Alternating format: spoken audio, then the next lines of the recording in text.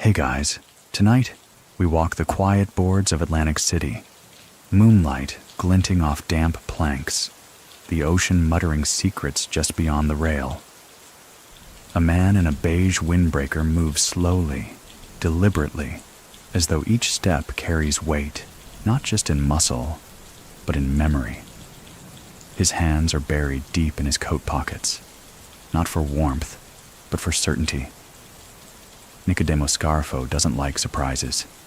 He scans every shadow, every reflection in casino glass, every nod that lasts too long.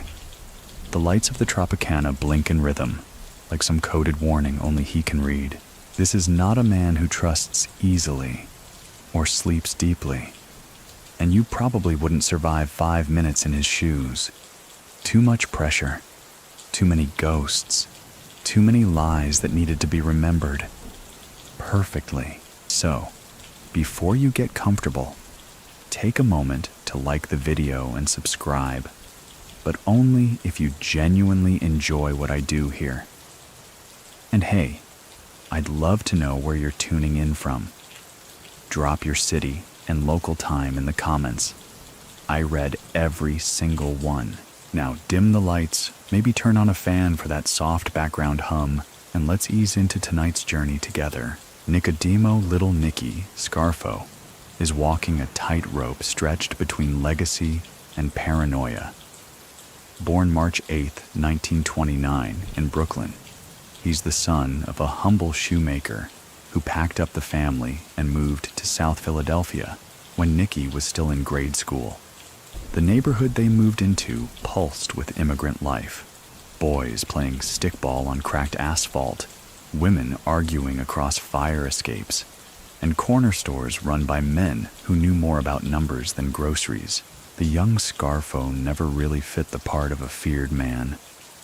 He was tiny, frail even. Teachers remembered him as moody and easily insulted. One wrong glance and his face would tighten, like a match waiting for a spark. Most boys his age learned to let things go. Nicky learned to file things away, quietly, patiently, and permanently. In schoolyards and sandlots, respect wasn't handed to you. You either earned it with charm, size, or force. And Scarfo wasn't charming, and he sure wasn't big, but he had a sharp tongue, quick fists, and that dangerous little glint behind his eyes that said he might go further than anyone else was willing to. He started small. Pranks that turned mean, dares that turned violent. But even in those early days, the message was clear. Underestimate him at your own risk. By his late teens, he drifted toward boxing. Not because he had dreams of titles, but because it gave him license to hit without apology. He boxed amateur in Philadelphia's South Side, collecting bruises and grudges in equal measure. But in the ring, as in life, Scarfo was better with strategy than strength. He rarely won outright, but he always left a mark. People began to notice. The wrong people, or maybe the right ones, depending on your view of morality.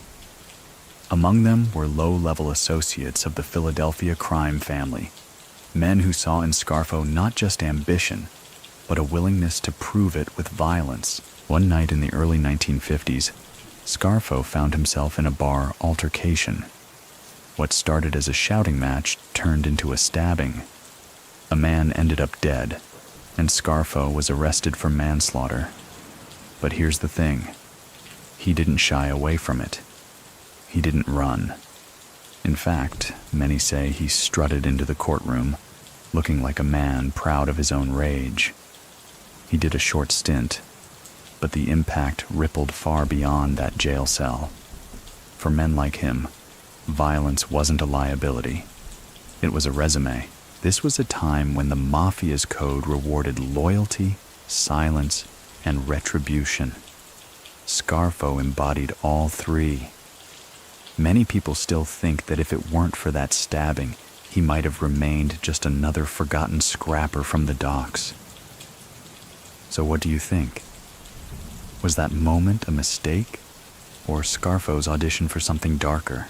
By the mid-1950s, he had slipped quietly into the orbit of the Bruno crime family.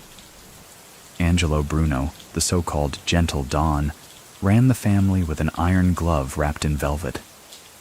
Bruno believed in low-profile leadership. He wanted peace with profit.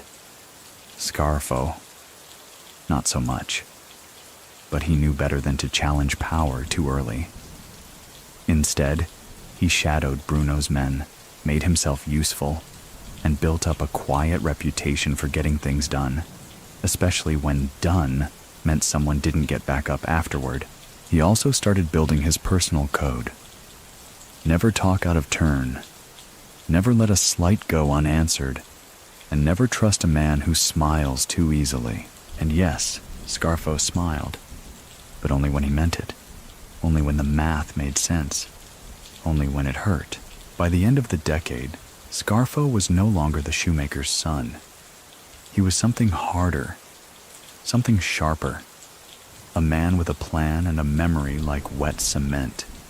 Everything stuck, but Philadelphia wasn't his final playground. Not yet. For now, his shadow still crept behind others, still learning, still waiting, still watching every reflection in every window, because to Nicodemo Scarfo, nothing was more dangerous than the face you didn't see coming. The streets of South Philadelphia might have shaped him, but Nicodemo Scarfo's destiny was decided by the slice of Atlantic City nobody wanted. His rise was not through charm, nor charisma, nor clever conversation. It was carved instead by proximity to violence and a brutal talent for knowing when to use it. And if the young Nicky was unpredictable in schoolyards and corner fights, that same trait made him irresistible to the underworld men who trafficked in fear like currency. Scarfo's early jobs weren't glamorous. He wasn't shaking hands with dons or running high-stakes rackets. He was driving trucks, delivering numbers, collecting envelopes, grunt work mostly. But he did it with a meticulousness that caught attention. He memorized addresses, routines, grudges. One bookmaker said, "That kid remembered who owed $10.54, not because he needed to, but because he wanted to." He became known for having the memory of a ledger and the heart of a lockbox. He never tattled, never wavered. If you gave him an order, it got done. And if you crossed him, well, even minor offenses got stored in that mental vault, sealed with bitterness and dusted off when the time was right. One such moment came in 1963. A Union delegate supposedly laughed a little too long at one of Scarfo's jokes. The man was found the next morning with a busted jaw and no memory of how he'd gotten there. No witnesses, no arrests. But everyone in the neighborhood walked a little straighter around Nicky after that. Still, not everyone admired his methods. Angelo Bruno, who valued peace and discretion, often viewed Scarfo as a problem in waiting. He once reportedly said, "He's a dog with a chain, but the chain ain't bolted." Bruno's words weren't empty. In fact, in the late 60s, he made a calculated move. Rather than promote Scarfo within the Philadelphia hierarchy, he reassigned him, effectively banished him to Atlantic City. At the time, Atlantic City wasn't the glitzy escape we think of now. It was crumbling. Casinos were still illegal. The boardwalk creaked with the weight of nostalgia, not money. To many wise guys, getting sent there was like being told to count pigeons. But to Scarfo, it was a blank canvas, and a punishment he would turn into power. He arrived with little more than a short temper, a few loyal friends, and a chip on his shoulder, the size of a brick. He immediately started frequenting small bars, diners, and union halls, listening more than talking, watching how the trash got picked up, who paved the sidewalks, which inspectors showed up late. He wasn't interested in glitz. He wanted systems, especially the ones already rotting from the inside. And then, fate threw him a lifeline. In 1976, New Jersey legalized casino gambling. Atlantic City, almost overnight, became a gold rush town. Construction boomed, unions ballooned, and every delivery truck now smelled of wet concrete and opportunity. Scarfo was already there, already planted, already watching. He began slowly, offering help to local construction bosses. A few contracts here, a few hands greased there. It didn't take much. A city trying to reinvent itself has little time to vet the men behind the curtain. Scarfo found his niche in the middle. Not too loud, not too hidden. He became the silent partner to a dozen local businesses, all of them suddenly doing quite well. And just as importantly, he started rebuilding his crew. Small at first, hand-picked. Not for muscle, but for loyalty. He didn't want thinkers. He wanted believers. Men who'd take a bullet without blinking, or better yet, fire one without asking why. Many people still think that Scarfo's real genius wasn't violence, but vision. He understood that power didn't come from pulling triggers, but from holding contracts, organizing labor strikes, and making mayors shake your hand even when they smelled the gasoline on your jacket. So, what do you think? Was Scarfo ahead of his time, or just lucky enough to land where greed outpaced caution? One of his first serious moves involved the bartender at a small lounge who'd been slow to pay protection. Scarfo didn't yell, didn't threaten. He just sat quietly at the end of the bar for 3 nights in a row, drinking ginger ale, smiling politely. On the 4th night, the bartender handed him a thick envelope with trembling hands. No words were exchanged, just a nod. That was the moment Atlantic City began to understand who was really in charge. And Scarfo? He liked that kind of quiet recognition. Not applause, respect. He even started dressing the part. Gone were the dusty work clothes. In came the pastel shirts, open collars, and the occasional gold chain. Not flashy, just enough to say, I'm not one of you anymore. His height, or lack thereof, stopped mattering. He wasn't the short kid anymore. He was the man whose name made construction foremen stutter. The guy the local precinct captain waved to without making eye contact. Still, that familiar itch of paranoia never left him. He sat with his back to walls, never answered his own phone, and always parked facing the exit.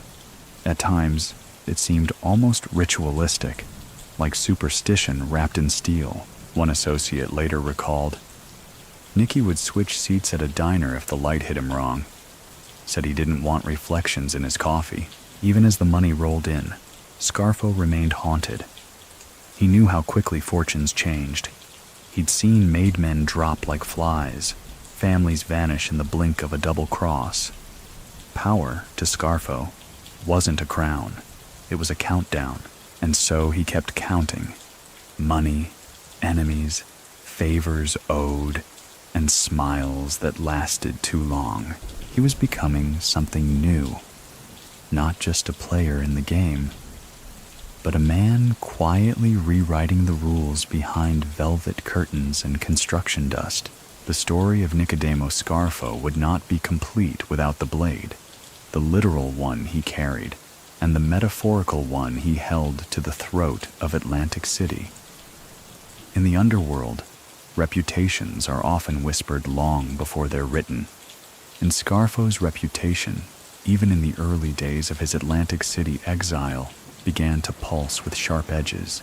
It wasn't long after his quiet establishment in town that someone made the wrong kind of mistake. A low-level associate, someone Scarfo had allowed into his growing circle, got into a drunken argument at a social club. The man, full of cheap whiskey and louder than usual, let a few words slip. The kind of words that carried names and hinted at rackets. By morning, the gossip had reached Scarfo's ears. He didn't raise his voice. He didn't send a message. He showed up himself. The man was found dead the next night behind a laundromat, face down in a puddle of rain and regret. No police statements, no charges, just silence. And a lesson everyone took to heart. Scarfo, they learned, didn't delegate lessons in loyalty. That moment solidified him in the eyes of both enemies and allies. He wasn't just dangerous. He was willing to act personally, and that made him 10 times more feared than a Don who outsourced his wrath. What made it all the more chilling was how small he looked in contrast to the brutality he unleashed. Barely 5'5", he didn't stride. He moved like a shadow. His voice was soft, nasal, almost dismissive. But when he spoke, it didn't matter if you understood what he was saying. You understood that you were being measured. One former associate, who later entered witness protection, described Scarfo as the kind of guy who'd offer you sugar for your coffee while planning your funeral. There was no bluster in him, just calculation. And that made him nearly impossible to predict. It's worth noting here how Scarfo's version of respect wasn't built on community favor or traditional codes. It was built on fear so granular that even friends never fully exhaled around him. He was, in every way, allergic to vulnerability. He began purchasing small properties, dingy parking lots, broken down storefronts, aging diners. These were strategic, not sentimental. Each had proximity to new casino projects, union offices, or upcoming city zoning discussions. He was building an invisible kingdom, one lease agreement at a time, and when negotiations failed, the blade came out. In one well-whispered case, a local developer refused to cooperate with Scarfo's offer to streamline the permit process. A week later, the man's car exploded. It was a clear message, but wrapped in plausible deniability. The fire marshal blamed it on faulty wiring. Scarfo? He just raised his eyebrows and said nothing. It became his signature reaction, part performance, part philosophy. He understood that fear has a shelf life if it's too loud. But if it's quiet, if it seeps into people's routines like humidity into wallpaper, then it sticks. Many people still think that Scarfo's genius was his timing. He didn't move too fast. He let the city breathe just enough to not realize it was being choked. So what do you think? Is that patience or something colder? Inside his private circle, Scarfo began elevating a few close loyalists, men like Phil Leonetti, his own nephew. Scarfo believed blood was thicker than ambition. He thought family would never flip. That belief would, in time, come back to haunt him. But for now, it gave him control over his inner sanctum. He also started grooming a small team of enforcers, men known not for their brains, but their silence. They were paid well, kept in line with a mixture of fear and admiration, and were known to appear when problems needed to be solved, without noise. Scarfo called them the quiet ones. And Atlantic City, it seemed, had no shortage of problems. By the late 1970s, Scarfo wasn't just tolerated, he was feared. The casinos had no choice but to nod in his direction. The unions bowed to his schedule. Even local politicians began using vague phrases like consultants and third-party mediators when discussing controversial deals. And still, Scarfo kept to his rituals. He walked the same boardwalk path most mornings, sat in the same booth at his favorite diner, ate the same veal cutlet with the same dry red wine. The waitress who served him said he never made small talk, never tipped in coins, and never, ever touched the knife on the table. He brought his own. One evening, he showed up at a small backroom poker game. A new guy, fresh muscle from Newark, started laughing too hard at a joke involving Scarfo's height. The room went quiet. Scarfo didn't flinch. He simply pulled a folded piece of newspaper from his jacket pocket, slid it across the table, and smiled. Inside, a clipping about a man found with his legs broken in 3 places. No words were exchanged. But the Newark guy never came back. That was Scarfo's method. Not threats, premonitions. And yet, for all the theatrics, there was a system. Scarfo had rules. He didn't condone random violence. Every move had a purpose, every punishment, a precedent. In his mind, that made him not just justified, but noble. A historian later described Scarfo as a man who considered himself an ethical executioner. The irony, of course, is that such men rarely last. But in 1980, Scarfo's future seemed infinite. Atlantic City was booming, money was rolling, his enemies were shrinking. And the little man with the big paranoia? He was just getting started. Nicodemo Scarfo didn't just learn violence. He studied it like a language. And his favorite tutor? The one and only Angelo Bruno.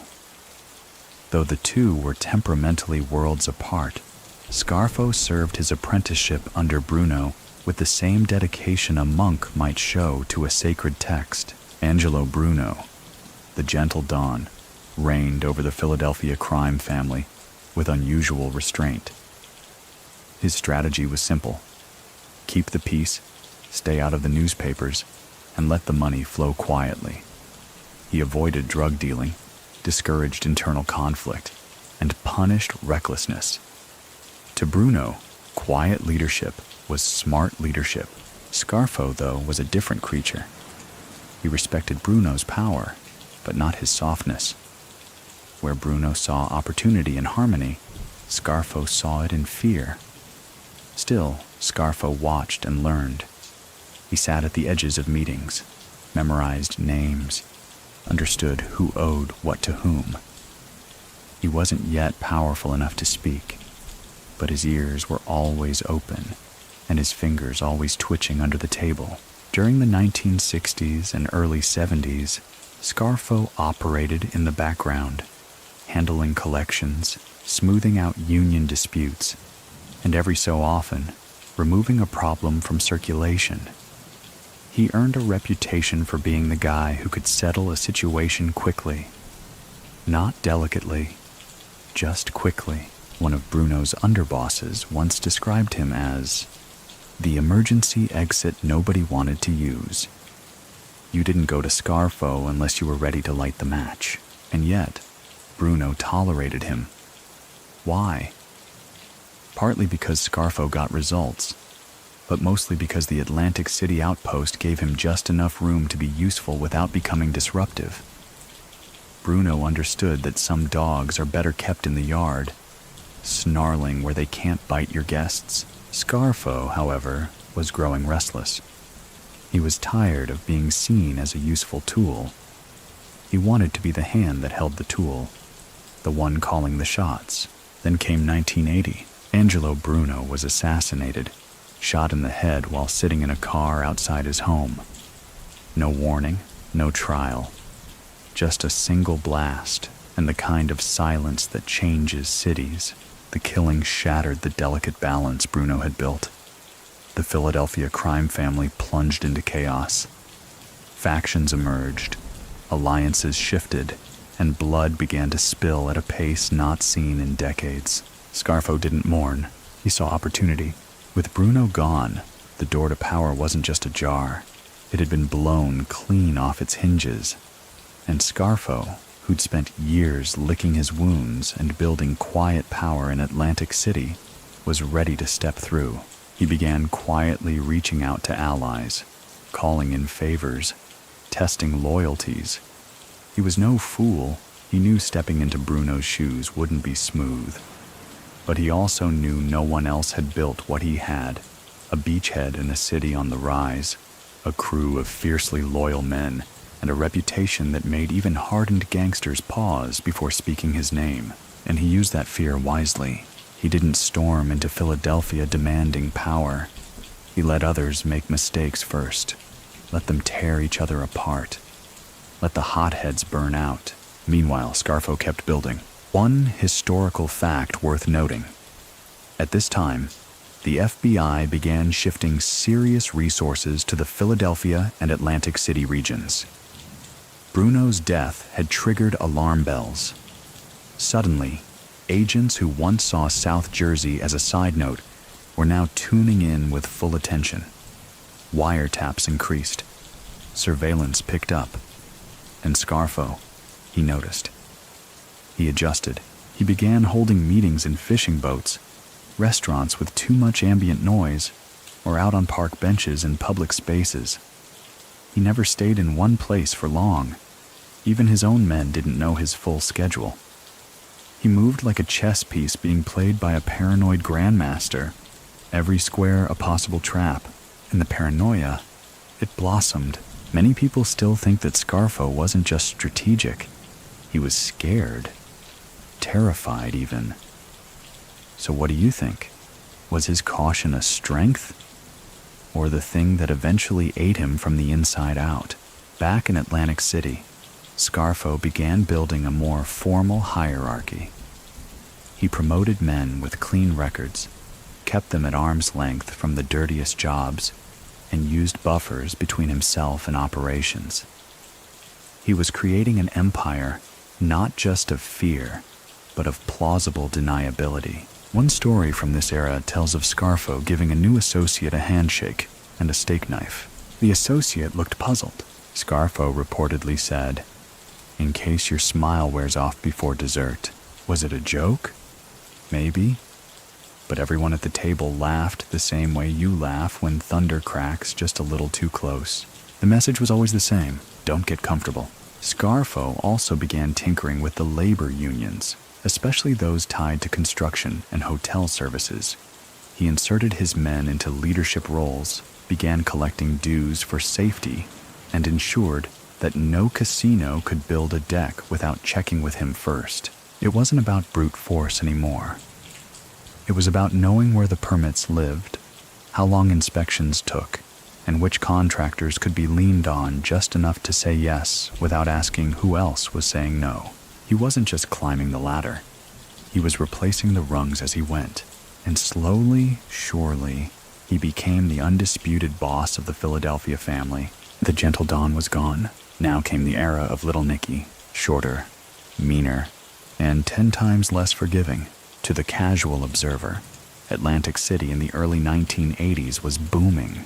Neon lights flickered against dark ocean skies. Tourists spilled out of casinos with cigarette breath and hopeful pockets, and every valet stand glimmered with Cadillacs and ambition. But beneath that polished veneer, a different game played out. One where unions didn't strike without approval, where building permits traveled in pairs, one legal, one whispered, and where one man's name passed lips only when the room had been swept for bugs. Nicodemo Scarfo wasn't just back in power, he was the power. With the death of Angelo Bruno, and after a brief period of bloody infighting within the Philadelphia mob, Scarfo emerged as the family's boss. Short in stature, explosive in temper, and wholly unafraid to use force as punctuation. And though he ruled from Atlantic City, the reach of his paranoia stretched up the Jersey Turnpike like a cold front. His coronation came not with celebration, but calculation. He gathered his most trusted men, Phil Leonetti, Lawrence Yogi Merlino, Frank Monte, and a handful of others, and declared more or less that the rules had changed. The old days of quiet harmony were over. From now on, fear would be enforced, not implied. And it started with blood. Within his first year as boss, Scarfo approved, or personally ordered, more than a dozen hits.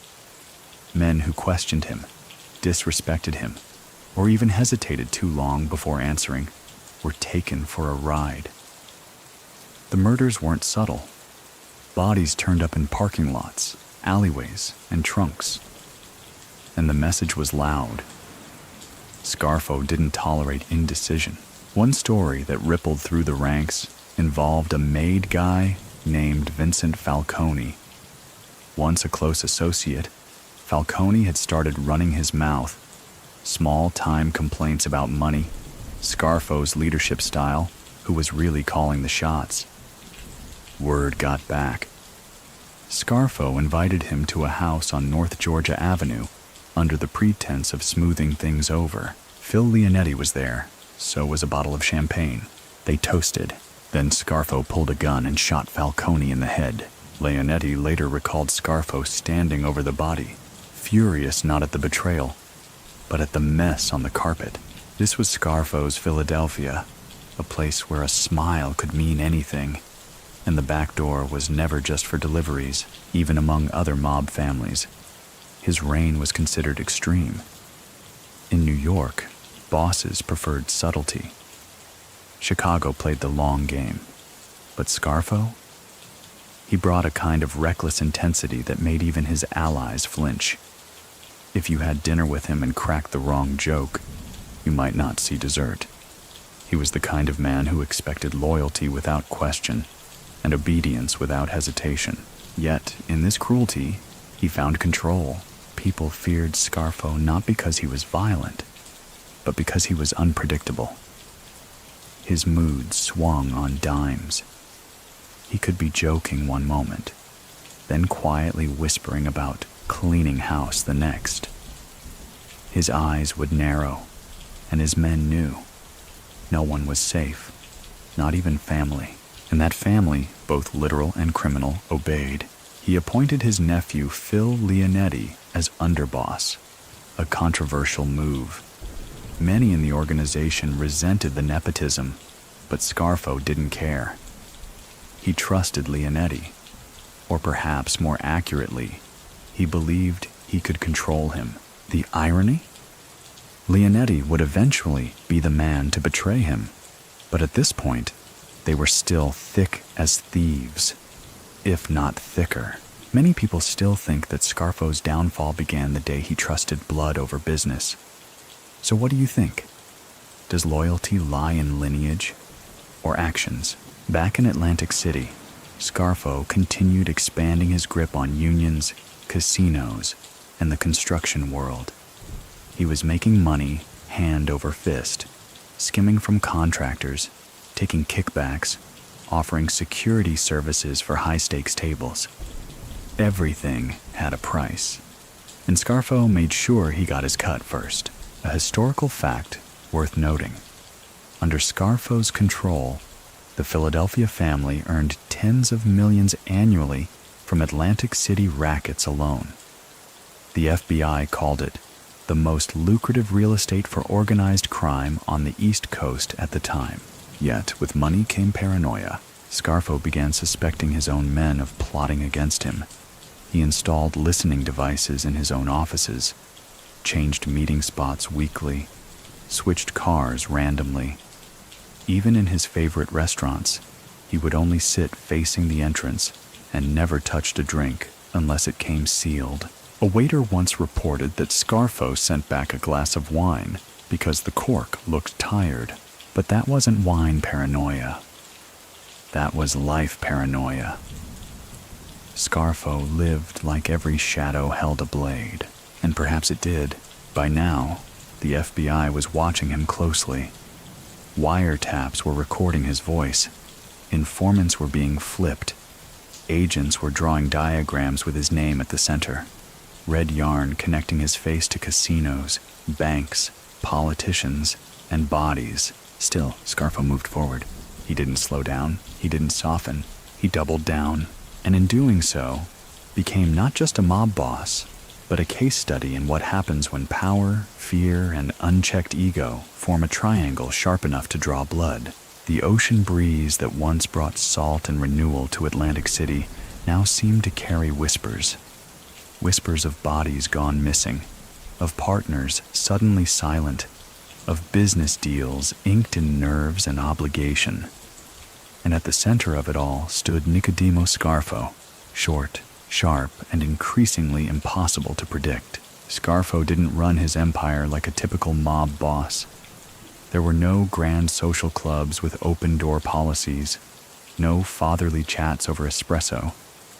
His headquarters wasn't some storied corner hangout. It was wherever he felt safest that week. Sometimes a suite in a casino, sometimes a family-owned pizzeria with too many cameras, sometimes just his car, idling under a street lamp while bodyguards stood a few feet away, too afraid to blink. He had become a master of compartmentalization. No one in his crew knew everything. Not even Leonetti, his underboss. Each man had a slice of truth, a sliver of the full picture. Scarfo controlled the puzzle and made sure no one had more than 4 pieces. This tactic came in handy when things got messy, which they often did. Take the case of Frank Monte, one of Scarfo's most trusted captains.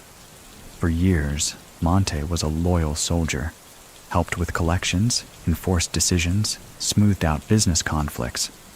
But then, a rumor. Monte might be talking too much, asking too many questions, playing both sides. Scarfo didn't investigate. He didn't confront. He didn't offer a warning. He simply ordered the hit. Monte was gunned down in broad daylight, shot multiple times outside his home. No ceremony, no second chances. The killing sent shockwaves through the organization. If Scarfo would eliminate someone that close, that quickly, then what chance did the rest have? But that was the message. There were no degrees of separation. Everyone was replaceable. Scarfo's paranoia wasn't just private, it was policy. Associates began second-guessing themselves. Conversations got shorter. Loyalty became performative, with men outdoing one another just to prove they were still in. A strange kind of fear-based arms race unfolded. Some crew members kept detailed journals of their tasks, proof that they were following orders. Others bought him gifts, rare cigars, antique knives, Italian leather shoes, anything to remind the boss that they were useful. Harmless. Scarfo, for his part, watched all of it with narrowed eyes. He liked the power. He liked the control. But he didn't trust it. One detail that captures this perfectly. Scarfo installed a security system in his Atlantic City home so sensitive it would alert him if a window shifted more than an inch. Not opened, just shifted. He'd often tested himself in the middle of the night, pacing barefoot in the hallway with a Beretta tucked into his waistband, and that weapon wasn't for decoration. He carried it constantly, even within the walls of his own home. He believed a man could never be too prepared. He once said, "The one time you don't carry is the one time you don't get to carry again." Meanwhile, the business kept growing. Scarfo's influence extended beyond casinos and into the construction world. He controlled who poured the concrete, who installed the pipes, and who made sure none of it collapsed. If you wanted a contract in Atlantic City, you didn't go through City Hall. You went through Scarfo, and you paid for the privilege. Sometimes the payments were direct. Other times they were hidden.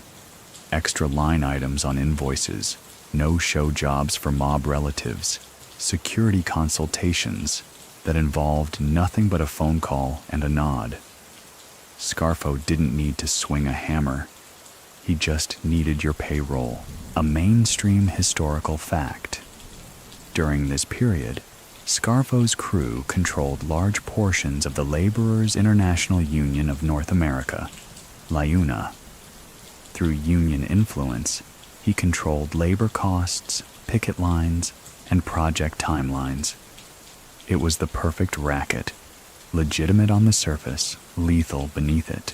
Many people still think that Scarfo's greatest power came not from guns or fear, but from his ability to make the legal world bend around him. So what do you think? Is true power the ability to kill, or the ability to avoid needing to? As his empire solidified, Scarfo began indulging just a little. He never went full flash like some mobsters, but the signs were there. His suits got sharper, his watch a little more gold than before. He bought a condo with an ocean view, though the curtains stayed closed.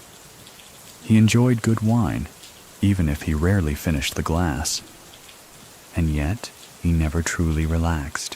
One night, at a private dinner with top lieutenants, a waiter accidentally dropped a spoon.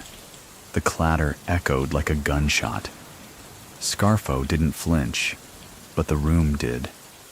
Everyone turned to watch his face. He simply said, "Somebody tell him not to do that again." The waiter never came back. That's how it was under Scarfo. The rules were unwritten, but enforced. You learned quickly, or you disappeared quietly. It created a world where silence wasn't just golden. It was survival. By the early 1980s, Nicodemo Scarfo had become something rare in American organized crime. A boss who didn't just inspire fear, he curated it. His entire persona, from the steel-tight gait to the clipped way he greeted you with your own name and a pause, was engineered to keep people guessing. And guessing, as it turns out, was exhausting. But it worked. Scarfo didn't want friends. He wanted eyes that darted away when his gaze met yours. He wanted dinner guests who sat straight, who never brought dates, who didn't ask who else might be coming. There was a kind of psychological erosion he cultivated in his inner circle. They didn't just follow him. They adjusted to him. And the more Atlantic City thrived, the more Scarfo calcified into this terrifying form. At the center of his empire stood his small crew, men with names like Leonetti, Merlino, Del Giorno. Some were bound by blood, others by blood spilled. But all of them knew that proximity to Scarfo meant power and danger, like orbiting a star that might go nova on a Tuesday. A story circulated, one of those strange half-truths that everyone repeats because it feels too real to ignore. Scarfo had taken offense to a maid guy who smirked during a sit-down. Not laughed, not cracked wise, just smirked. The man was found the next day with a crushed larynx and no sign of forced entry. The official report said natural causes. Scarfo didn't confirm. He didn't deny. He just lit a cigarette and said, "Respect's a muscle. You let it go soft, and it won't hold up your mouth." Whether or not the story was true didn't matter. People acted like it was, and that's what made Scarfo's myth so effective. Yet for all his darkness, he was not reckless. Scarfo knew his limits. He understood that too many dead men drew too many eyes. So when violence wasn't the answer, he turned to manipulation. He became skilled at coercion that felt like courtesy. A city councilman would get a box of cigars with a note that read, "For your father, my condolences." The councilman's father hadn't died yet, but the point had been made, and he paid attention. Deeply, almost obsessively. Scarfo kept notebooks, not of crimes but of habits. Who went where? Who sat with whom? Who always arrived 5 minutes late? It wasn't about intelligence. It was about patterns. And if your pattern changed, Scarfo noticed. Many people still think that Scarfo would have made a brilliant intelligence officer. So what do you think? Is control through observation more dangerous than control through force? And speaking of force, let's talk about Chucky Merlino. Merlino was a longtime associate, later promoted to underboss. He was brash, loud, fond of bars and attention. Everything Scarfo wasn't. But Scarfo saw value in him, at least for a time. He used Merlino as a bludgeon, a visible symbol of the family's power and reach. But their relationship frayed quickly. Scarfo liked quiet operators. Merlino was a spotlight hog.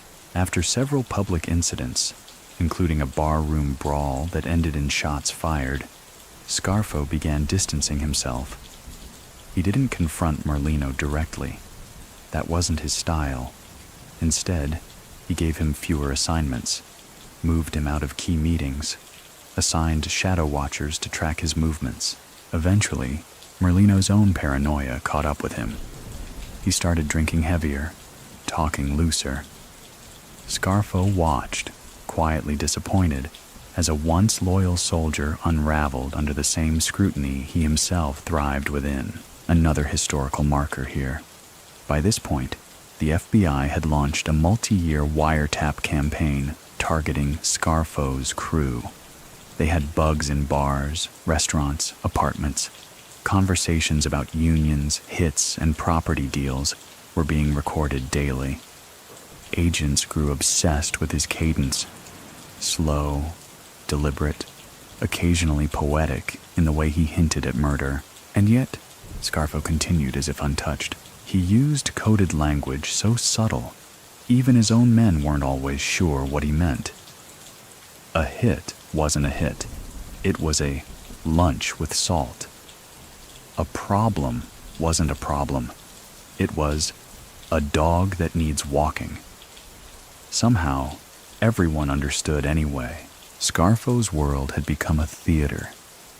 Each man an actor. Each act a test. Those who missed their cues didn't get another scene. Take the case of Salvi Testa. Testa was a rising star in the organization. Young, smart, ambitious. Too ambitious. Scarfo liked him at first, even admired his discipline. But when whispers began that Testa might be building his own loyal following, Scarfo didn't hesitate. He invited Testa to meet. They shook hands. Hours later, Testa's body was found riddled with bullets in a parking lot. Scarfo didn't offer an explanation, didn't apologize to the family. He simply removed a piece from the board and kept playing. Even within his closest ranks, the lesson was clear. Scarfo didn't just punish betrayal. He punished the possibility of betrayal. And yet, somehow, the machine kept running. Atlantic City kept growing. The unions kept paying. The casinos kept humming. Scarfo, the tiny tyrant with the careful walk and the colder stare, had created an empire built not on marble or gold, but on silence. They called it Little Nicky's Inner Circle. But for the men closest to Scarfo, it felt less like a privilege and more like a prolonged audition, with no script and no guarantee of a second act. To sit at his table was to sit with your back straight, your answers precise, your laughter cautious. Every meal could be a celebration or a setup, and no one ever knew which. Scarfo's paranoia didn't come in waves. It was constant. If you thought he was relaxing, it only meant he'd already made a decision about you. His suspicion wasn't dramatic. It was surgical, clean, cold, and terribly quiet. He began rotating where he stayed every few nights. Sometimes it was his Margate City townhouse. Other times, a casino suite under someone else's name. He'd have different people check in for him, different routes to his car, different times to take his morning walk. One former driver, who later cooperated with federal investigators, said, "He changed routines more often than he changed clothes. He'd have us drive the long way, just to see if anyone was following. If a car turned twice with us, we didn't just keep driving. We pulled into a gas station and waited, sometimes for an hour. He'd say, 'If they're thirsty, they'll drink.'" And this hypervigilance wasn't just limited to the streets. Inside his organization, Scarfo implemented his own version of counterintelligence. He had men watching men, lieutenants reporting on captains. Even his closest allies were shadowed, not out of distrust, but as a matter of protocol. He once said, "Loyalty that can't be verified isn't loyalty, it's hope. And hope's for gamblers." The irony? He was surrounded by gamblers. It was Atlantic City, after all. Still, Scarfo's grip only tightened. His word was law. His glance was gospel. And when someone stepped out of line, whether through arrogance, greed, or simple human error, the punishment was swift. Enter Raymond Long John Martirano, a high-ranking member of the Philadelphia family, and someone who'd once been considered untouchable.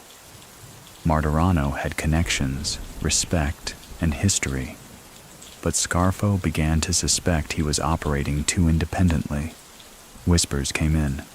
Martirano was expanding rackets without Scarfo's blessing, maybe even talking to out-of-town families. Scarfo didn't wait for confirmation. He greenlit the hit. Martirano was shot dead in 1984, his car riddled with bullets on a South Philly street. It wasn't subtle, and it wasn't meant to be. It was a thunderclap, meant to shake loose anyone clinging to the idea of autonomy. Many people still think that Scarfo began destroying his own organization from within the moment he started targeting his strongest players. So what do you think? Is leadership built on fear always doomed to cannibalize itself? Meanwhile, the money kept flowing. Scarfo's cut came from nearly every direction. Union kickbacks, loan sharking, gambling, construction, and casino skimming.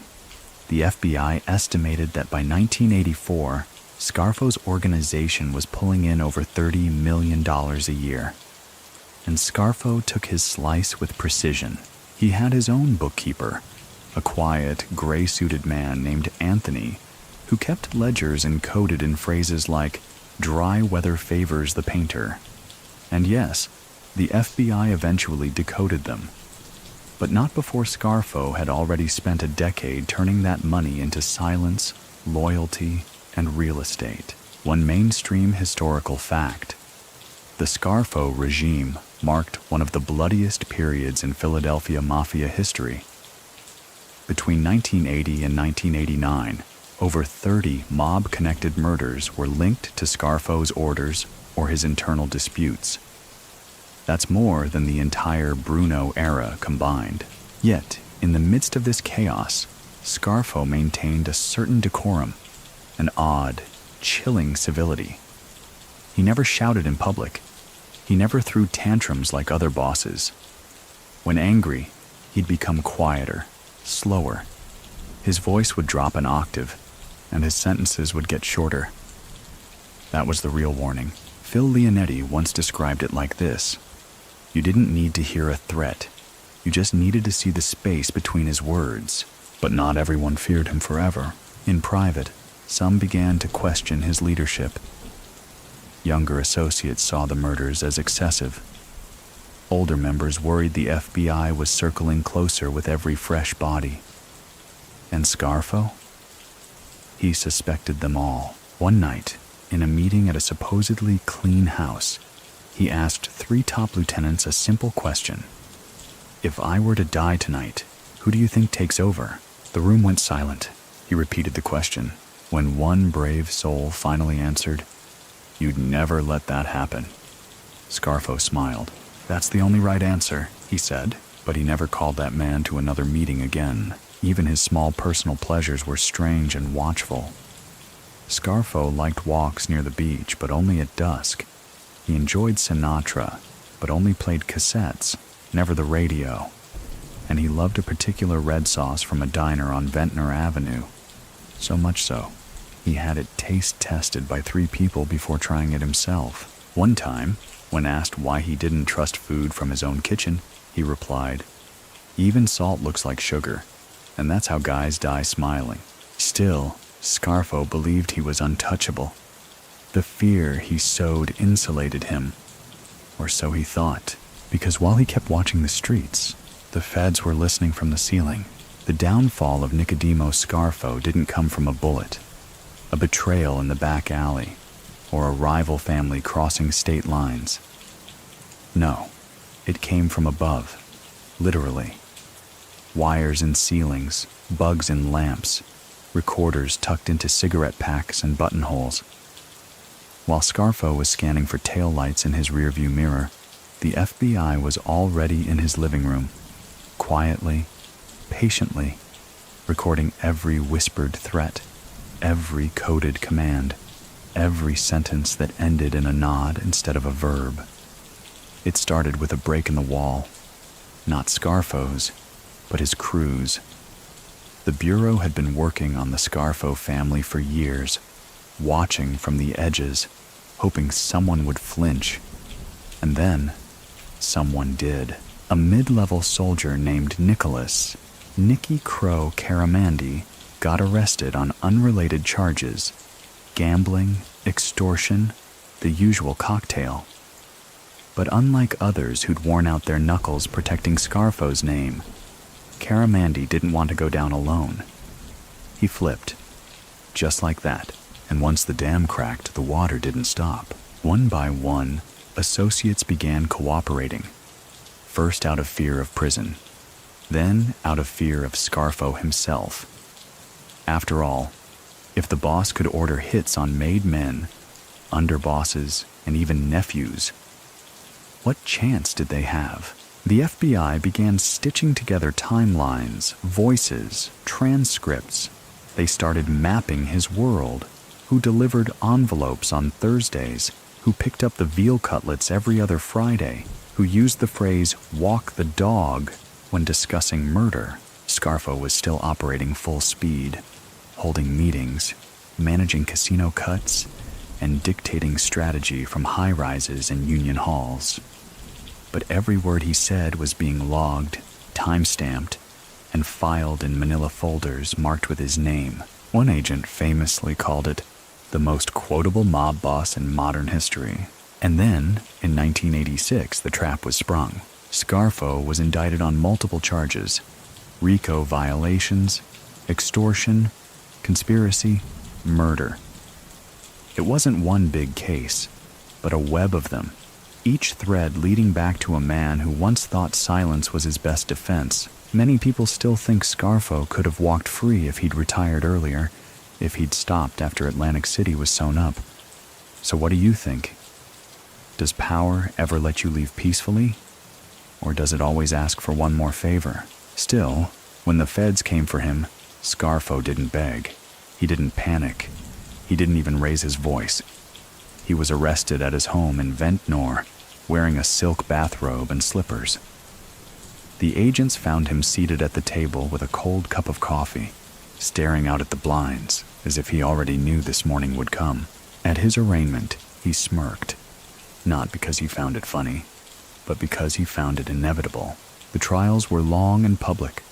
Witnesses testified. Wiretaps played in courtrooms packed with reporters. The transcripts were like noir poetry, fragments of conversations so blunt, they almost felt fictional. Scarfo sat quietly through most of it, occasionally scribbled notes, occasionally glared, always composed. But behind the scenes, things were unraveling. Phil Leonetti, his beloved nephew, his underboss, his shadow, flipped. It was the ultimate betrayal. Leonetti agreed to cooperate with authorities in exchange for a reduced sentence, and his testimony cracked the case wide open. He confirmed murders, named names, filled in gaps, explained what lunch with salt really meant. And it hurt, because if Scarfo had trusted anyone, it was Phil. He'd raised him in the life, groomed him, taught him everything from how to carry yourself in court to how to spot a double-crosser in a crowd. And now Phil sat on the other side of the courtroom, detailing his crimes like a priest in confession. Scarfo didn't yell, didn't cry, but those who were there said his face didn't move for the entire testimony, like stone. The convictions rolled in one after another. Scarfo was sentenced to 14 years for racketeering. Then more trials followed, more sentences. life. Eventually, he was transferred to a federal penitentiary in Atlanta. Even behind bars, he tried to run things. He passed notes, used visitors to send messages, wrote letters in code. But it wasn't the same. The empire was cracking. His men were gone, flipped, or buried. The money had dried up, and the silence he once weaponized had become his only companion. One historical note: Scarfo became one of the few American mafia bosses to die in prison without ever being paroled, released, or granted leniency. His entire final chapter played out behind concrete and wire. Still, in prison, he stayed true to himself. He walked with the same stiff posture, sat in the same corner of the yard every day, ate the same breakfast: hard-boiled eggs, toast, black coffee. One guard said, "He didn't age. He calcified, and he never confessed, even as more testimony piled up, even as more recordings emerged, even as the FBI printed diagrams showing who he ordered killed, when, and why. Scarfo maintained his innocence. He said only this: "They don't know what loyalty means." Not anymore, a simple sentence. But it echoed like a tombstone chiseled in regret. The concrete silence of prison didn't scare Nicodemo Scarfo. He had, after all, built his career on silence. What did unsettle him, what gnawed slowly at the corners of his mind, was irrelevance. That, more than any locked gate or barbed wire, was the true punishment. Because out there, in the world he once ruled by sheer force of will, new names were rising, new hands were shaking, and no one was asking what little Nicky thought anymore. His cell was small, modest even by federal standards. No view of the sea, no room for pacing. He kept a few books, mostly on war and Italian history. A copy of The Prince by Machiavelli rested beside a dictionary and a legal pad he rarely wrote on. His food came in plastic trays, and the only ceremony left in his life was choosing which half of the banana to eat first. And yet he refused to fade. Even behind bars, Scarfo tried to remain the boss. He instructed loyalists, what few remained, to keep operations going. He sent word through cryptic letters, often disguised as benign correspondence. A recipe here, a family anecdote there, all laced with messages only his closest men could decode. But the machine he'd built no longer ran on oil and fear. It needed fresh recruits, active rackets, new blood. And Scarfo, now confined and surrounded by metal echoes, couldn't provide those things anymore. The world outside had changed. The mafia wasn't what it had been in the 70s. Surveillance tech had improved. Informants were easier to flip. The public had grown less tolerant, and juries no longer feared retaliation. Even Atlantic City, his once private playground, had turned corporate. The boardwalk was now lined with security cameras, tax filings, and neon signs promoting family-friendly entertainment. No room for men like him. And then there were the betrayals. Personal ones. Men he'd trusted turned state's witness. Old friends stopped writing. His own son, Mark Scarfo, attempted suicide in the early 90s and was left in a vegetative state. The emotional collapse of his family hit Scarfo harder than any prison sentence ever could. He never spoke publicly about it, never addressed it in letters, but guards noticed the change. His morning walks became shorter. He stopped requesting his favorite foods from commissary. The fire that once fueled his every breath dimmed to a glow barely visible beneath layers of routine and resignation.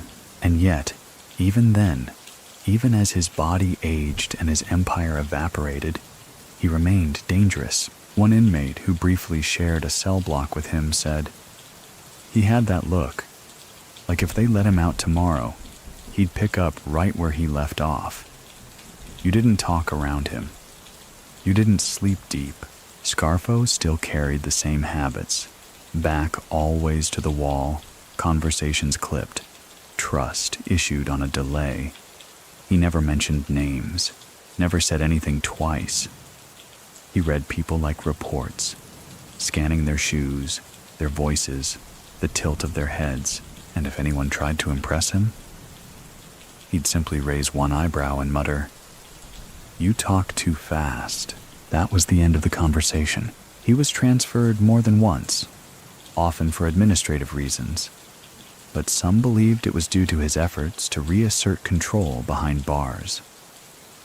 The Bureau of Prisons kept him shifting between high-security facilities, hoping to break up what influence remained, but it only cemented his legend.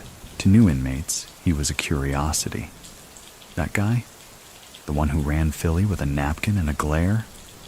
To guards, he was a protocol. To the system, a cautionary tale. One historical footnote. In the mid-2000s, Scarfo's name briefly resurfaced when his son, Nicodemo Scarfo Jr., was tied to a credit card fraud scheme involving members of the Lucchese crime family in New Jersey.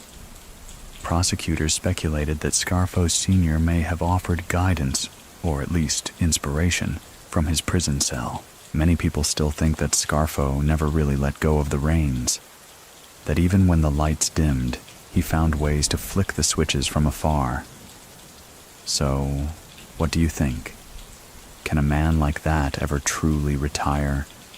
Or does the job just move into his bones? But bones break, and Scarfo's did.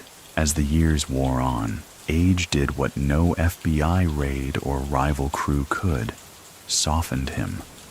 His frame shrank further. His voice lost that edge. The man who once terrified cities now shuffled quietly to medical checkups and slept through loud televisions in common rooms. Still, the paranoia never left. One guard reported that Scarfo once asked to move cells because the shadows in the corner changed.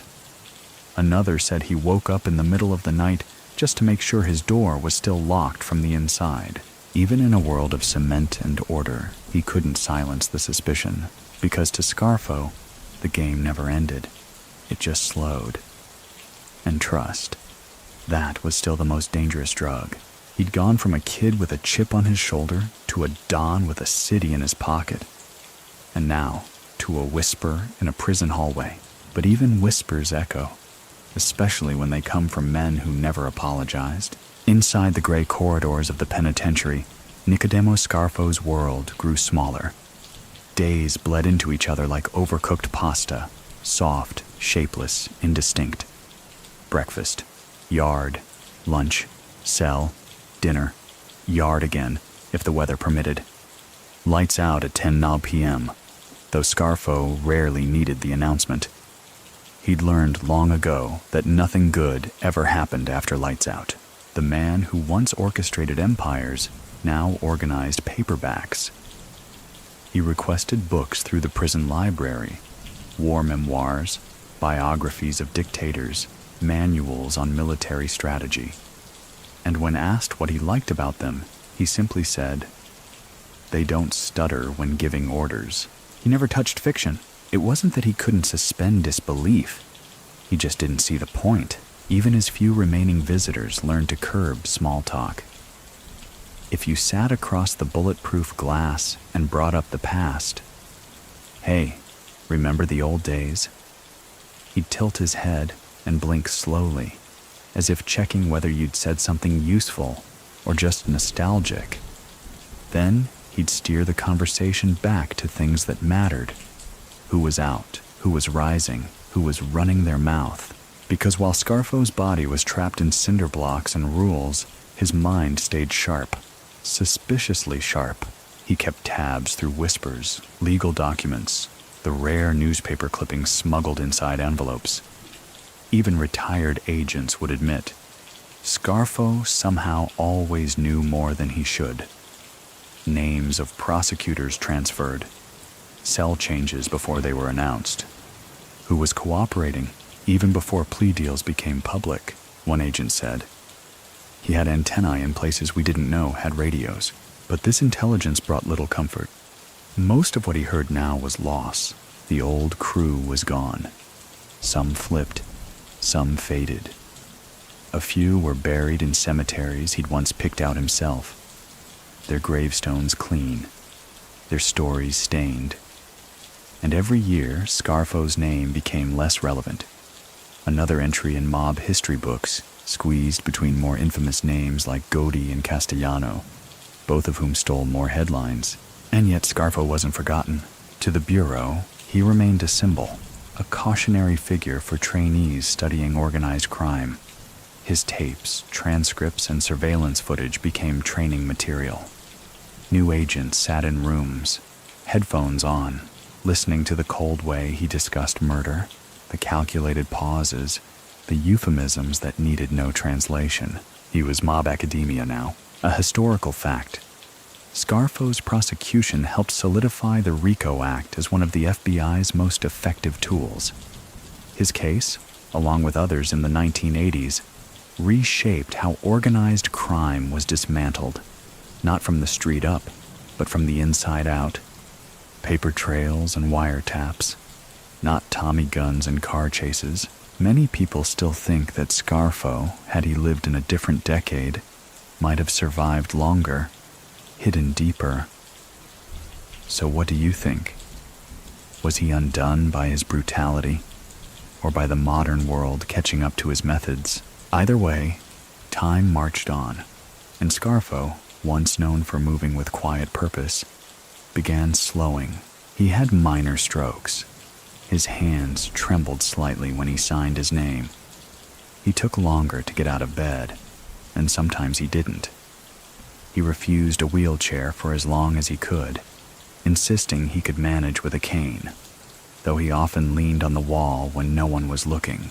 Still, even as his body declined, his vanity endured. He kept his hair combed, trimmed his nails meticulously. He once reprimanded a guard who delivered his laundry wrinkled. "I ain't dead yet," he muttered. There was pride, yes, but also something deeper, an insistence that control, in whatever small way, still belonged to him. His appearance, his posture, his name, because names mattered to Scarfo. He often said, "What's the difference between a story and a reputation? One fades," and so he guarded his name with quiet desperation. When a prison magazine misspelled it in a footnote about mafia history, Scarfo wrote a letter to the warden. It wasn't angry. It wasn't even long. It just read, "Names are earned. Please don't misspell mine." Eventually, he was moved to the Federal Medical Center in Butner, North Carolina, a place where inmates were old, sick, or both. The rooms had a clinical quiet, more hospice than high security. Still, the guards who received him were warned. He's low movement, high alert. Don't mistake small for soft. Even then, even there, he carried himself like a man still waiting for the lights to go out mid-meal, for a shadow to move too fast across the floor. One evening, a fellow inmate wheeled past him and said, "You Scarfo?" He didn't answer. He just tapped his cane twice on the ground. As the years dragged into decades, Nicodemo Scarfo's world contracted to a few familiar hallways, a shared television in the common room, and the pale ceiling tiles of a medical unit that smelled faintly of antiseptic and canned fruit. The man once known for making entire crews disappear, with a glance now found himself monitored by nurses with clipboards and timesheets. The dignity he clung to, the posture, the tailored walk, the polished shoes, began to erode under the weight of time. His hands, once sharp and precise, now shook slightly when holding a spoon. His eyesight dimmed, and the once observant glint behind his gaze faded into something slower, more inward. But that didn't mean he had softened. No. Scarfo remained Scarfo. Even as his body betrayed him, his mind ticked like a locked vault. He still refused to talk loosely, still eyed every new arrival with quiet suspicion. still slept with his back to the wall, even though there were no more enemies, only nurses, shuffling slowly past his cell at night, their shoes whispering across linoleum. He didn't speak much in those final years. And when he did, it was with the kind of brevity that turned mundane questions into unnerving puzzles. A nurse once asked him if he needed anything. He replied, a different century. He would sit in his wheelchair near the window, not looking outside, but at the reflection of the hallway behind him. That habit never changed.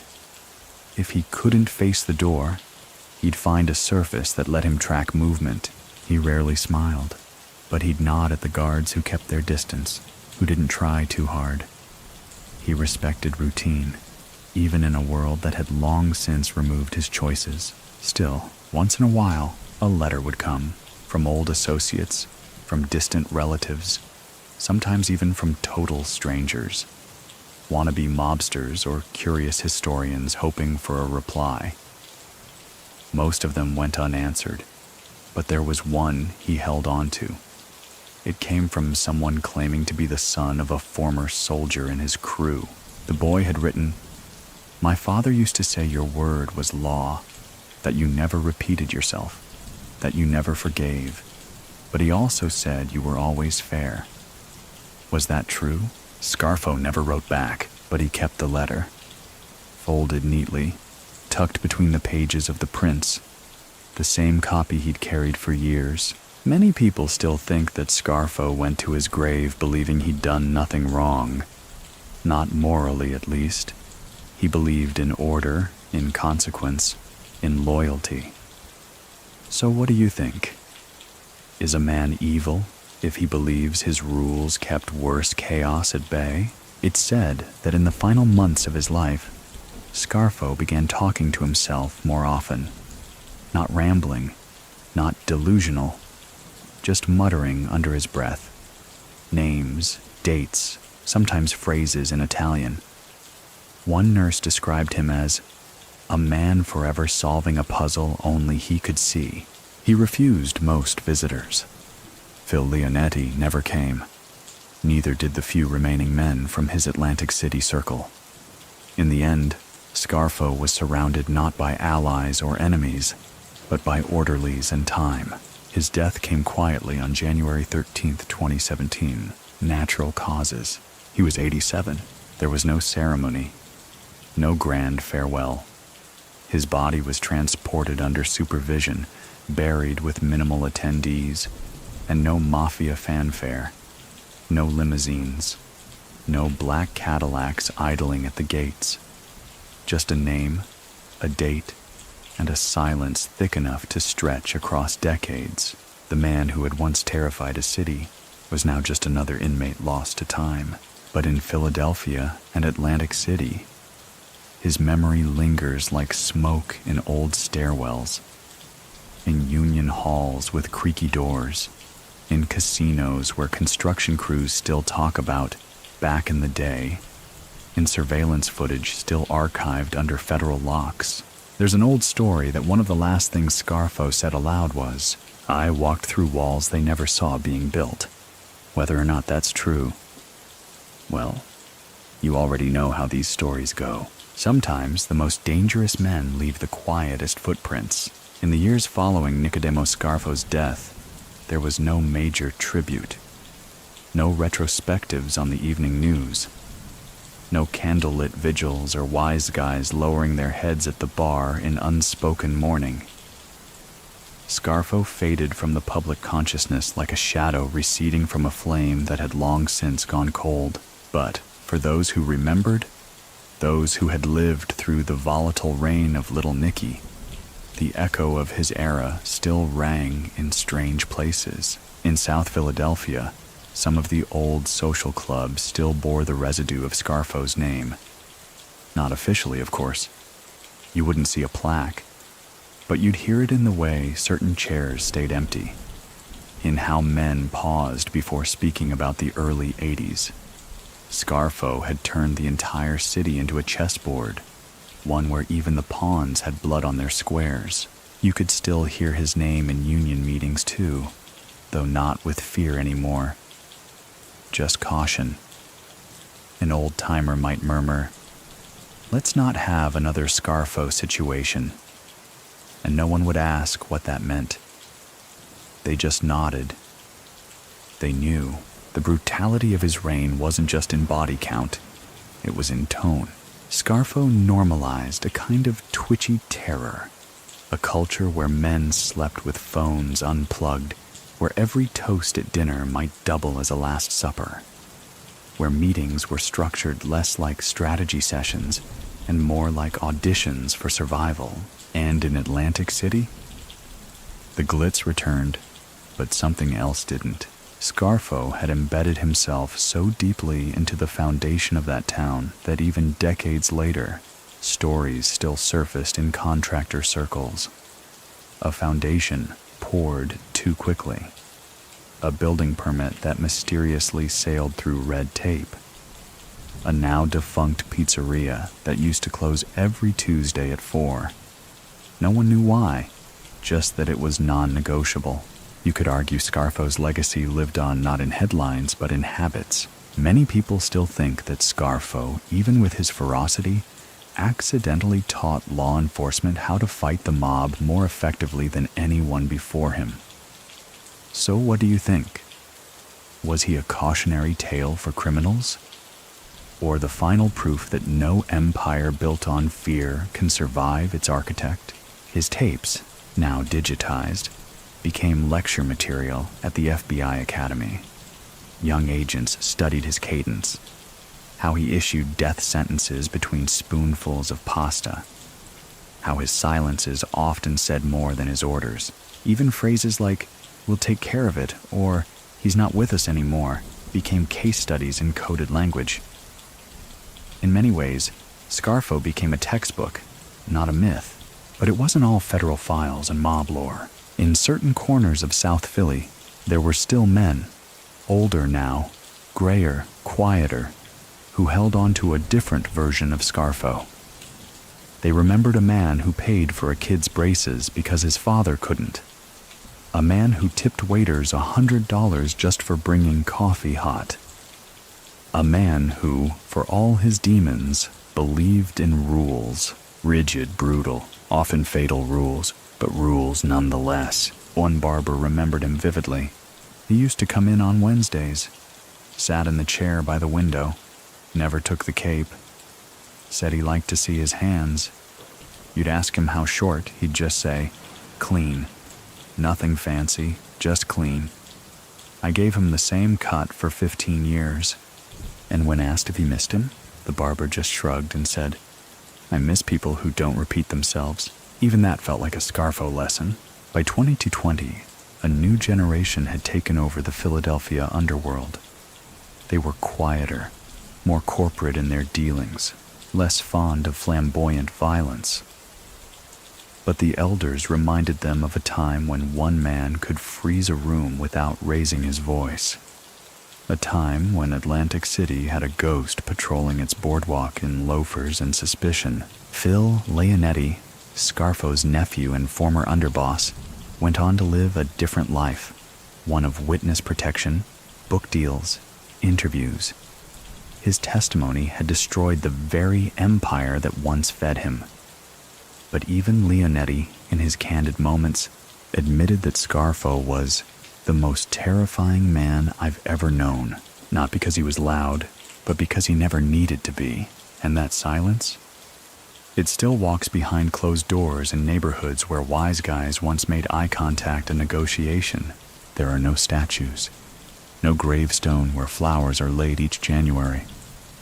But in the mob's oral tradition, little Nicky's story is still told, with hesitation, with a glance over the shoulder, and always, always with lowered voices. Because if Scarfo taught the world anything, it's that the quiet ones, they're the ones you watch closest. If you ask around South Jersey today, really ask, behind the convenience store counters, beneath the chatter of union halls, you'll still find traces of Nicodemo Scarfo. Not in plaques or memorials, but in lowered voices, in eyes that narrow when the name comes up. His ghost, it seems, doesn't walk with chains. It wears loafers and leaves no footprints, because Little Nicky didn't just rule with fear, he taught fear how to walk upright. One thing most people forget is just how small his empire really was, in numbers. His inner circle never stretched beyond a few dozen men. His trusted lieutenants? Fewer still. And yet, the reach of his paranoia, his decisions, his temper, it stretched across neighborhoods, unions, even courtrooms. At the peak of his power, a single phone call from Scarfo could halt a construction project, cancel a political fundraiser, or change a man's fate by sundown. That wasn't just muscle. That was theater. It was control, and Scarfo knew it. He once said to a close associate, "You don't need to be the biggest. You just need to make them think you're everywhere."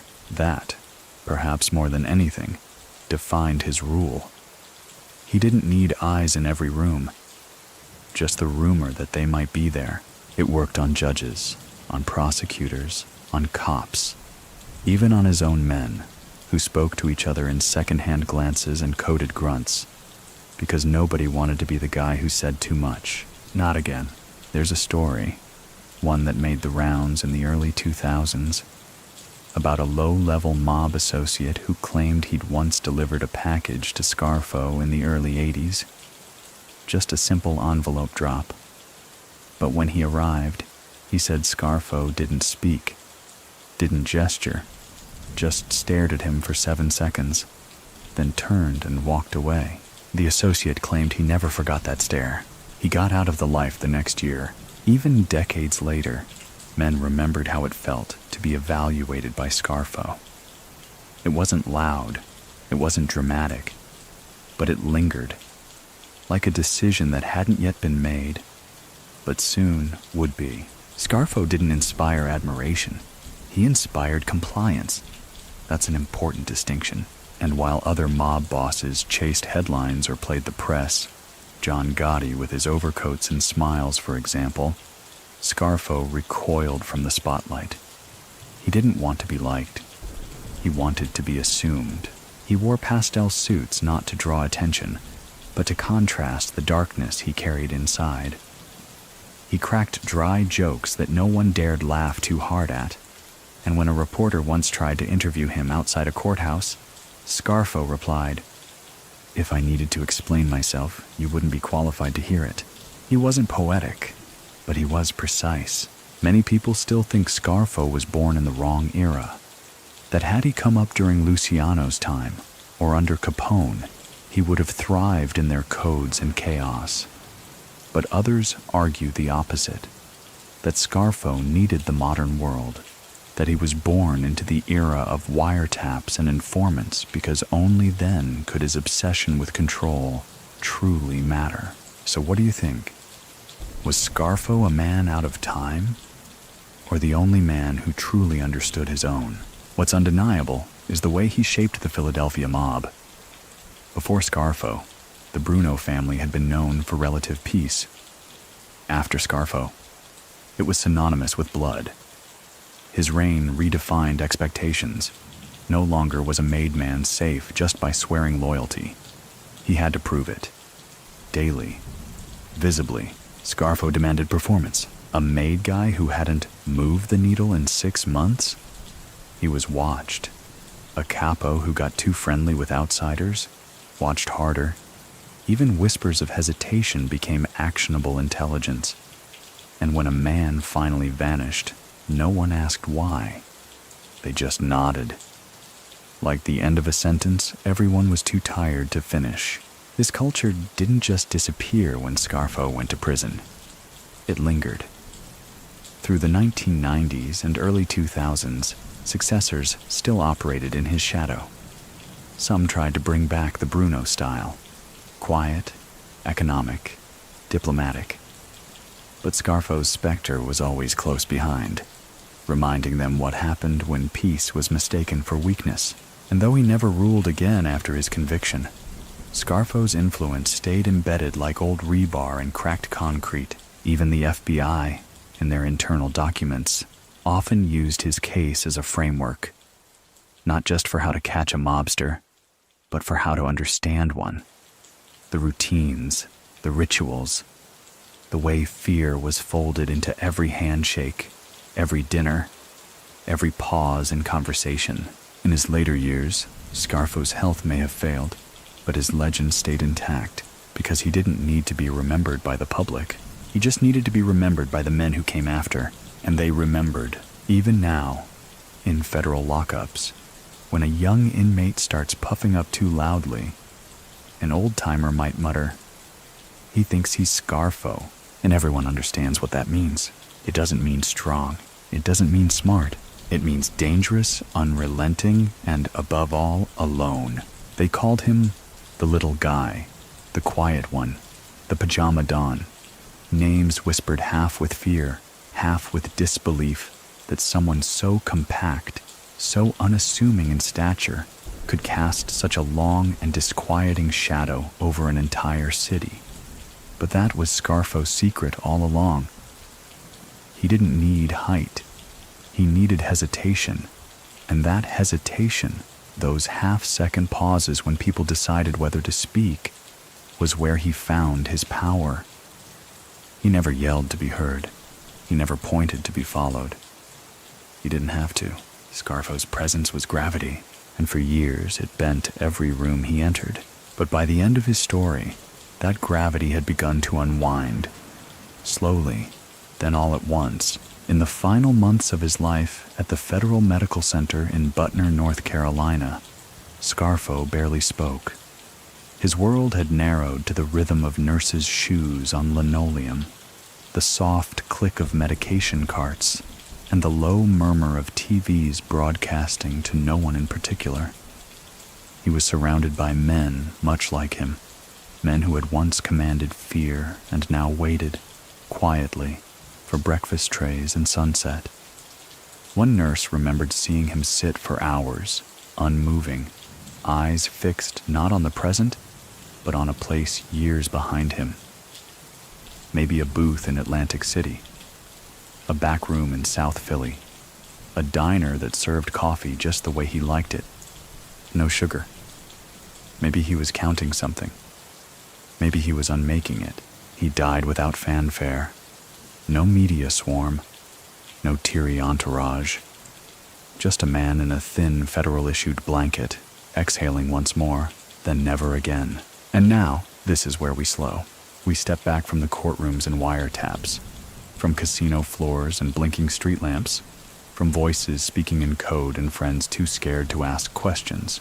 Instead, we soften. Imagine the boardwalk after midnight. The tourists long gone. The air thick with ocean salt and neon fog. Wooden planks creaking under no one's footsteps. A lone seagull circling overhead. Silent, waiting. A world that used to hum with tension, now bathed in stillness. That's where Scarfo lingers. Not in glory, not in guilt. Just there, somewhere between a whisper and a warning.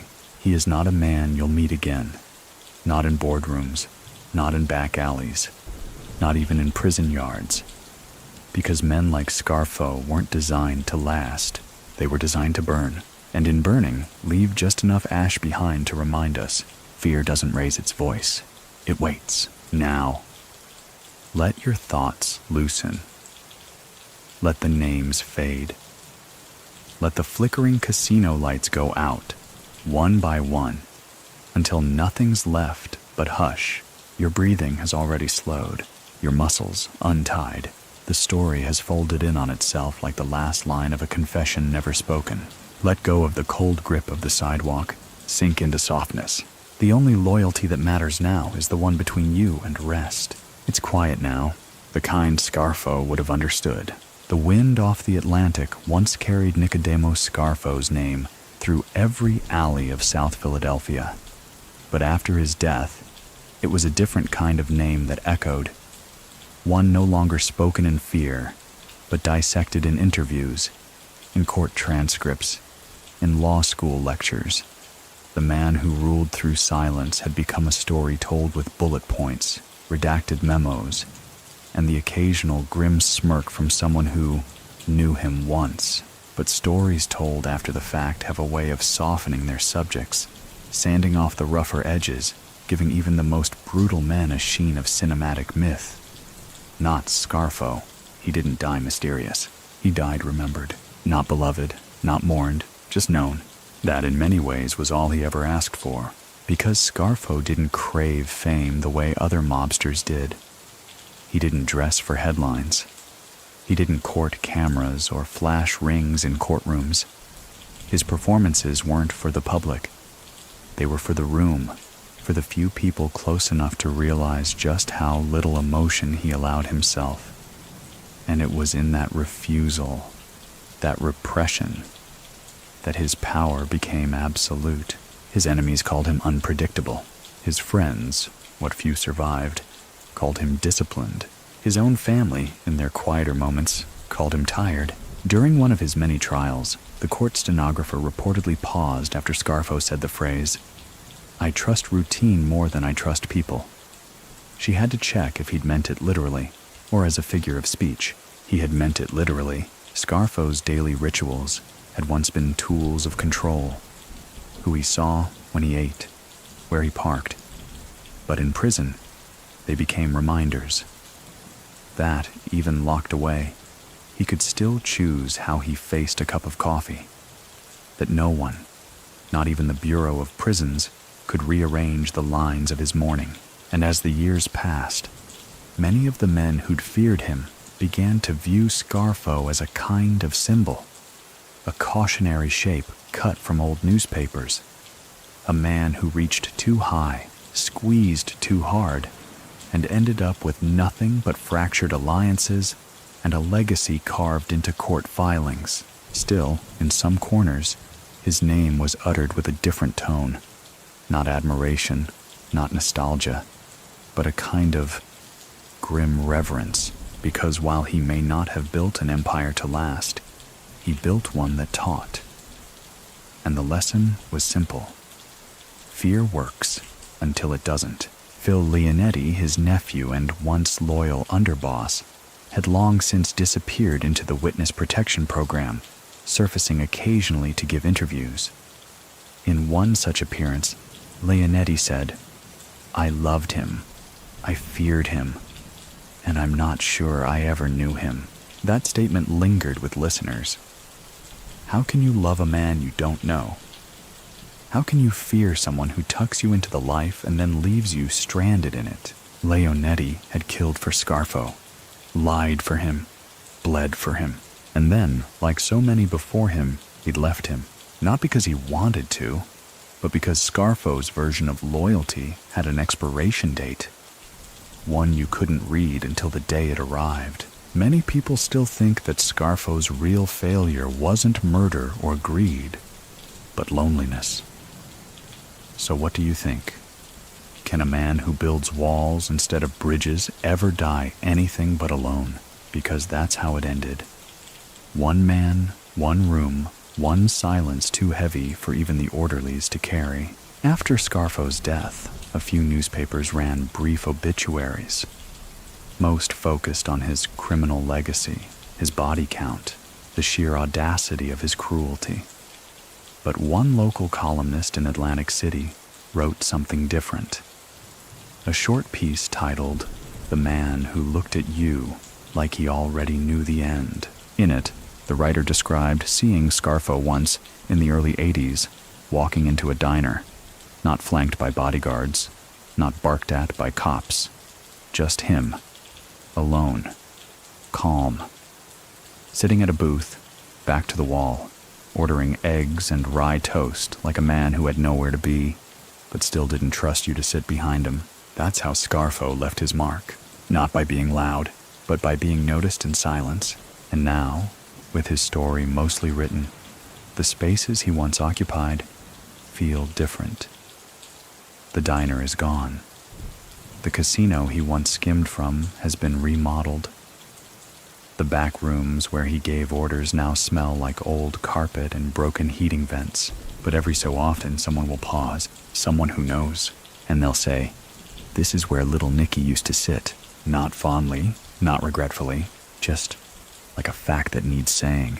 In the quiet aftermath of Nicodemo Scarfo's long, crumbling reign, something peculiar happened. Something that often follows the downfall of men like him. The myth began to splinter into two. There was the Scarfo of courtroom documents, of redacted files, of mugshots and wiretap transcripts, a man of measurable crimes and sentences. And then there was little Nicky, the whispered version, passed around by aging wise guys over bad coffee and too many cigarettes, the version polished by memory, sharpened by fear, and blurred by time. A man less real than remembered, and as is often the case in mafia history, it was the second version, the ghost, that lingered longer. In Philadelphia, kids who weren't even born during Scarfo's heyday grew up hearing the name from their uncles. You think you got problems? You should have lived through Nicky's time.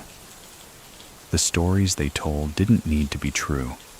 They just needed to be useful, because even in death, Scarfo served as a warning, one that didn't need shouting. The most terrifying leaders rarely bark. It's the whisper you remember. And Scarfo's whisper had once turned boardwalks into minefields and breakfast diners into courtrooms without judges. That influence doesn't vanish. It seeps into walls, into habits, into pauses in conversation. Even law enforcement felt it. Many of the agents who had chased him, wiretapped him, eventually retired, but they trained others, passed down the files, shared stories of how Scarfo never called a hit, or how he used 3 different phones to make one phone call. Some of the younger agents rolled their eyes until they heard the tapes, the way Scarfo said, "Handle it," without raising his voice. How a chuckle could be more threatening than a threat. Scarfo had perfected menace without volume, and that became his legacy. Not a monument, but a methodology. In the years after his death, documentaries began to surface.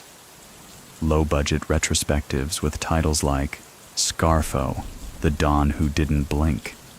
Former crew members were interviewed from behind shadows or grainy voice distortion. Journalists debated whether Scarfo was paranoid or just painfully precise. One mainstream historian offered a curious take. Scarfo didn't just commit crimes. He curated consequences, because for Scarfo, every action had a reply. If a man missed a meeting, someone missed him. If money came in light, lights went out. It wasn't emotional, it was math. Scarfo believed in balance, in scorekeeping. And if you disrupted the equation, he erased you from it. Even now, court cases reference his leadership style. In a 2021 sentencing for a modern-day mob figure in New Jersey, the judge remarked, "We are no longer in the days of Scarfo. This court does not operate under fear." But the mention proved the point. His name still held weight, still drew lines in courtroom air, still made prosecutors sit up straighter, even if the man himself had long since been buried under government headcounts and yellowing files. His son, Nicodemo Jr., continued to dance with law enforcement over the years, more white-collar than wise guy, but still carrying the name like a fingerprint you can't scrub off. But the truth is, there was only ever one Scarfo that mattered, and by the time his lungs gave out in federal custody, that Scarfo had become almost entirely legend. But legends aren't about accuracy, they're about function. And for certain generations in Philadelphia and Atlantic City, Scarfo's function was clear. He was the story you told when someone got too confident, when someone thought respect could be demanded without earning it, when a young guy cracked wise in the wrong bar and needed reminding that silence was once more powerful than swagger. Many people still think the mob changed because of Scarfo, that his scorched earth leadership proved unsustainable. So what do you think? Can terror alone keep a family standing? Or does it guarantee its collapse? Either way, Scarfo's rise and fall became the pivot. Before him, the Philadelphia family was feared. After him, it was fractured. And every boss who came after inherited the paranoia, the echoes, the sense that somewhere in the room, Scarfo had already read your thoughts. One final story. A retired FBI agent once returned to Philadelphia to speak at a seminar on organized crime. During the Q&A, someone asked who the most frightening mobster he'd ever dealt with was. He didn't hesitate. Scarfo, he said, because you never saw him coming. But when he left, you didn't forget the way the air changed. And then he added, almost to himself, still gives me chills. By the time the 2010s rolled in and Scarfo's name became less a threat and more a trivia fact, there was a curious transformation taking place. Not just in the streets he once ruled, but in the public's relationship to the mafia itself. The mob had become content. TV series, documentaries, podcasts. Suddenly, everyone had a take, an angle, a theme song. Crime families were discussed not just in courtrooms, but in Reddit threads, in streaming specials with dramatic reenactments, and in neighborhood tours of where it all went down. But Scarfo? He didn't fit the mold. There were no charming interviews, no grainy video clips of him laughing in court, no sound bites worth turning into memes. He wasn't cinematic. He wasn't telegenic. He was real in the most uncomfortable way. Too sharp to glamorize, too brutal to soften. Scarfo couldn't be neatly packaged into a lovable anti-hero. And maybe that's why, even now, his story lives in a different register. You don't binge-watch Scarfo. You study him. You feel him in the way a room changes when someone shifts their tone, in the way tension lingers a second too long after someone says, back in the day, you couldn't get away with that. That legacy, less a name, more a presence, is what makes him unique among mob bosses. He never needed to leave behind a structure, just a sensation, one that outlived the casinos, the trial footage, even the men who once trembled at his nod. In fact, some of the most revealing glimpses into Scarfo's nature didn't come from his rivals or the FBI, but from his victims. Not the dead, those he left behind in alleyways and parking garages, but the living victims, men who survived him, who worked under him, who left the life and now lived in quiet towns, watching their backs anyway. One such man, decades later, was interviewed under heavy anonymity. He'd served time, flipped, and was now working construction somewhere in the Midwest. He didn't miss the life. But when asked about Scarfo, he paused. People didn't understand what it meant to be under him. He said, it wasn't just fear. It was fatigue. He made you afraid to breathe the wrong way. You woke up scared and went to sleep scared. Eventually, you forgot what a calm day felt like. And when the interviewer asked, was he a good boss? The man shook his head. He was the last boss you needed, not the first you wanted. That line stuck, because for all his blood and paranoia, Scarfo had accomplished something few in the mob world ever do. He ended up defining an entire decade of East Coast organized crime. From the early 1980s to his arrest in the mid-80s, he ruled like a despot, not with warmth or tradition, but with calculation. He didn't romanticize omerta. He weaponized it, turned silence from a code into a tool, into a sword. Many people still think that Scarfo accelerated the death of the mafia by pushing it too far, too fast. So what do you think? Was he a man trying to survive a decaying system, or the very reason it started decaying? Because while Scarfo was locking down unions and skimming casino profits, law enforcement was evolving. They had better wiretaps, more aggressive prosecutors, witness protection, and Scarfo, in his relentless effort to maintain order, gave them exactly what they needed: a trail of bodies, a culture of fear, and a dozen bitter men with names and stories and nothing left to lose. That was his Achilles heel. Not pride, not greed, predictability.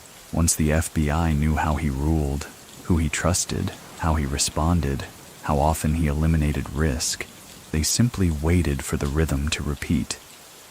And it always did. Scarfo never adjusted. He couldn't. His entire belief system was rooted in routine. That was both his armor and his cage. In the final accounting of his life, he died behind bars, estranged, feared, misunderstood. The world had moved on. The streets he once walked now patrolled by cameras and code enforcement rather than whispered orders. But if you find yourself in Atlantic City late at night, long after the slot machines quiet and the boardwalk empties out, you might still feel it. That pressure, that trace of something just beyond the neon glow, as if somewhere nearby a man is watching, measuring, deciding, and just maybe nodding once, slow, subtle, and final. Long after Nicodemo Scarfo was buried, his grave marked quietly, no ceremony, no crowd. The impact of his reign remained etched in the architecture of fear he left behind. Not in bricks or blueprints, but in the way doors still locked a little quicker in South Philly, in the way stories were told without names, in how people, even years later, still looked over their shoulder, not because he was coming, but because someone once had. Scarfo didn't create the Philadelphia mob, but he changed its posture, gutted it of grace, and turned a once diplomatic family into a house with blood on every floorboard. The aftermath wasn't immediate. It was slow erosion. By the early 1990s, the Philadelphia family was fractured. Factions had splintered.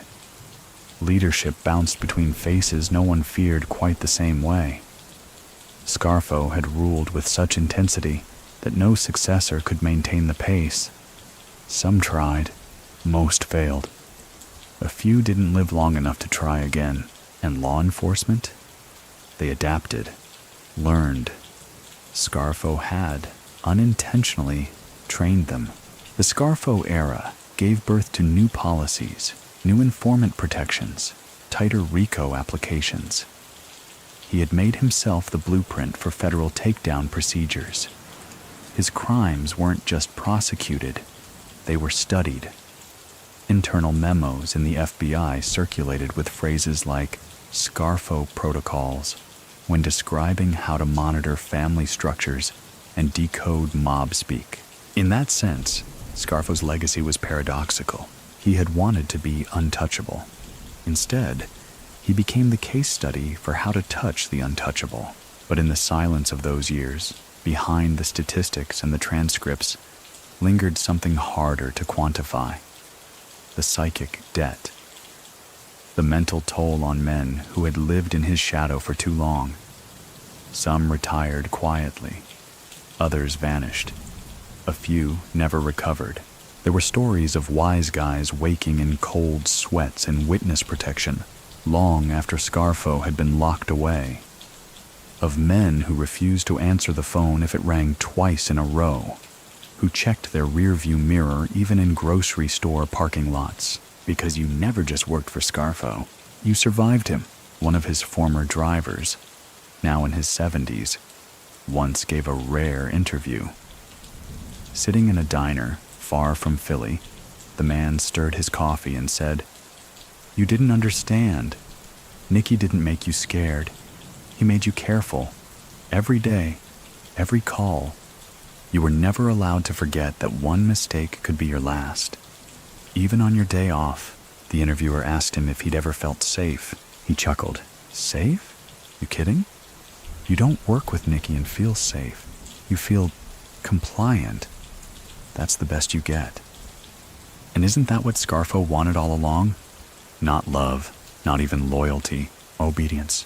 There's a kind of violence in obedience. Not the kind with blood, but the kind that breaks posture. That shortens a man's sentences. That teaches him to say less, feel less, want less. That was Scarfo's real weapon. He didn't just control your actions. He altered your instincts.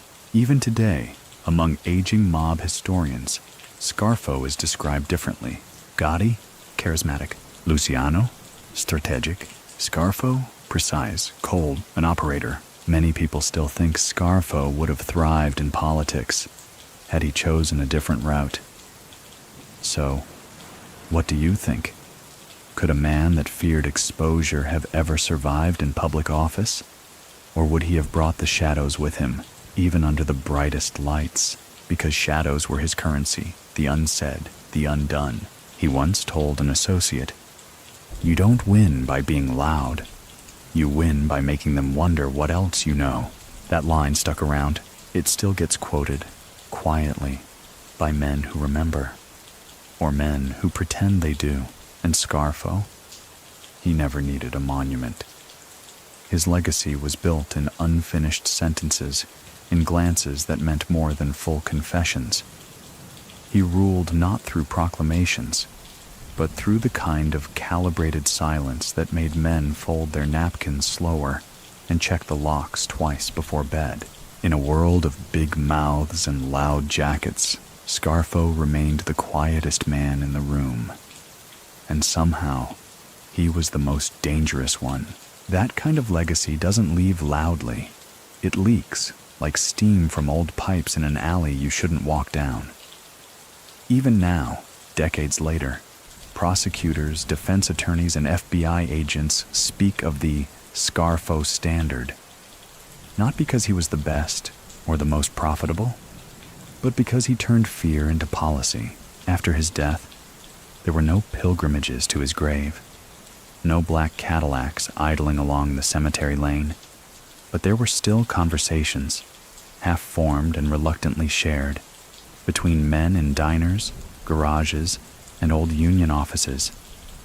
They don't say his name casually. It arrives slow, like a cough held too long, because no one really wanted to talk about Scarfo, not because they feared him now, but because they remembered what it was like when they did. What made Scarfo different wasn't just the bodies. Others killed more. It wasn't the money. Others stole more. It was that he felt smaller than the world he dominated. He shouldn't have been the one on top. And yet, there he stood, controlling men twice his size, twice as loud, and 3 times as unstable. He did it with posture, with timing, with a brutal understanding of how long to wait before moving, and when to never move at all. That's the part that's hardest to explain to those who didn't live through it. The fear didn't come from his gun. It came from the pause that preceded it, the moment when Scarfo would tilt his head, say nothing, let the silence hang. That's when your stomach dropped, because you realized he didn't need to say anything. You were already in free fall. Many people still think Scarfo could have died free. Had he stopped earlier, pulled back, let others take the heat. But that was never him. So, what do you think? Is it strength to walk away, or weakness to need to stay king until the end? Because Scarfo didn't want peace. He didn't seek rest. He required control, even when everything else was slipping. In one of his final recorded conversations, captured years before his death, but long after his prime, he told an associate, "The only way to know they won't betray you is to get rid of the idea they ever could." That line, cold and clean, was Scarfo in a sentence. There's no romance in that, no operatic fall, just a man who outlasted his usefulness and never forgave the world for it. The world, in turn, never forgot him. Not fondly, but firmly. His was not a name that floated. It pressed. And even today, as new faces rise and new rackets unfold, his methods still haunt the margins, still serve as a benchmark for how fear can be refined into something almost elegant, not flashy, just final. And in the end, maybe that's what Nicodemo Scarfo always intended. Not to be admired, just remembered. After a reign so tightly coiled in fear and precision, the name Scarfo slowly became shorthand, not for power, but for paranoia. And yet, in every cautionary tale whispered through the underworld, his influence hummed just beneath the surface. In the decades following his imprisonment and eventual death, Philadelphia's underworld changed. New faces, new alliances, new rules. But the long shadow of Scarfo lingered, not because anyone wanted to be like him, but because no one could forget him. And in this way, Scarfo became a paradox, both a template and a warning. You could trace it in how successors carried themselves. Gone were the loud suits and headline-chasing egos. Post-Scarfo bosses walked quieter, talked less, measured more, not out of reverence, but recovery. The city had to recalibrate after him. One mob historian described it like this: Scarfo ruled like a fever. You don't admire it. You just remember how it made everything ache. Still, some tried to resurrect his way. New blood, eager to prove themselves, would study his legend like scripture. They copied his suspicion, his tight command structure, even his stoic demeanor. But imitation only gets you so far, because what they couldn't replicate was the time. Scarfo didn't just operate within a system, he was the system. His rise came when Atlantic City was being reborn, when unions were ripe for takeover, when technology hadn't yet caught up with ambition. And his fall? That was technology catching up. Wiretaps, RICO, turning soldiers into storytellers. What Scarfo taught the world, more than anything else, was this: absolute control is a lie. He lived as if he could calculate loyalty like a balance sheet, eliminate risk like bad debt. But people aren't spreadsheets. They panic, they fear, they flip. And Scarfo, for all his intelligence, never truly accepted that, which is why his empire, so tightly wound, exploded from the inside. And yet, his tactics persist. Modern crime families still use his tricks. Silent meetings in noisy restaurants, rotating phones, layered buffers between boss and business. These weren't innovations. They were habits he perfected. In a way, he left behind a playbook, not one you'd want to follow, but one you had to understand. One former FBI agent, now retired, keeps a photograph of Scarfo pinned to a corkboard in his home office. Not out of sentiment, but as a reminder. He once said, "That guy taught us how deep silence can go. When someone stops talking, that's when you lean in the hardest." Scarfo taught everyone to listen. Even now, in law enforcement training seminars, his name still pops up, not just as a criminal, but as an architect of dread. And dread, unlike violence, doesn't need to be explained. It just needs to be felt. Scarfo knew that. He relied on it. He didn't need to raise his voice. He just needed the room to hold its breath long enough to understand what might happen next. Many people still think Scarfo's greatest weapon wasn't a gun or a crew. It was his ability to make normal feel dangerous. So, what do you think? Is that leadership or pathology? Because at some point, the man and the myth became indistinguishable. His legacy isn't in what he built, but in what others still walk around, too cautious to rebuild. Even in prison, he never surrendered his sense of structure. His letters to associates were clinical, his routines baldly enforced. He still ate at the same time, still requested the same items from commissary, still shaved the same way, not for comfort, but for control. Control was his last possession, and when that, too, eroded, when his hands shook, when his eyesight dimmed, when even his words lost their weight, Scarfo didn't adapt. He receded into quiet, into routine, into legend. And as the years pass, his name becomes less recalled than invoked, by writers, by agents, by criminals who know the difference between danger and drama. Because Scarfo, he wasn't theater, he was warning. As the decades passed and organized crime continued to evolve, changing with the digital age, adopting newer schemes with lower risks and higher firewalls, the men of the Scarfo generation became ghosts. Not just because they died, but because their methods no longer fit in a world that no longer relied on fear in the same currency. Nicodemo Scarfo belonged to a time when menace was analog, when a look could be an order, and a pause could be a sentence. Today, the underworld whispers through VPNs, burner apps, crypto wallets. But back then, it passed through glances, ashtrays, and envelopes. And while those envelopes are mostly gone, the memory of what they once held still lingers in Philly, in old Union halls with ceilings stained from decades of smoke, where Scarfo's name doesn't echo, it settles, like dust no one wants to disturb. Yet for all his paranoia, all his effort to control outcomes, Scarfo never controlled his story. Once the indictments came, the testimonies mounted, and the cameras rolled into courtrooms, his legend stopped being his to shape.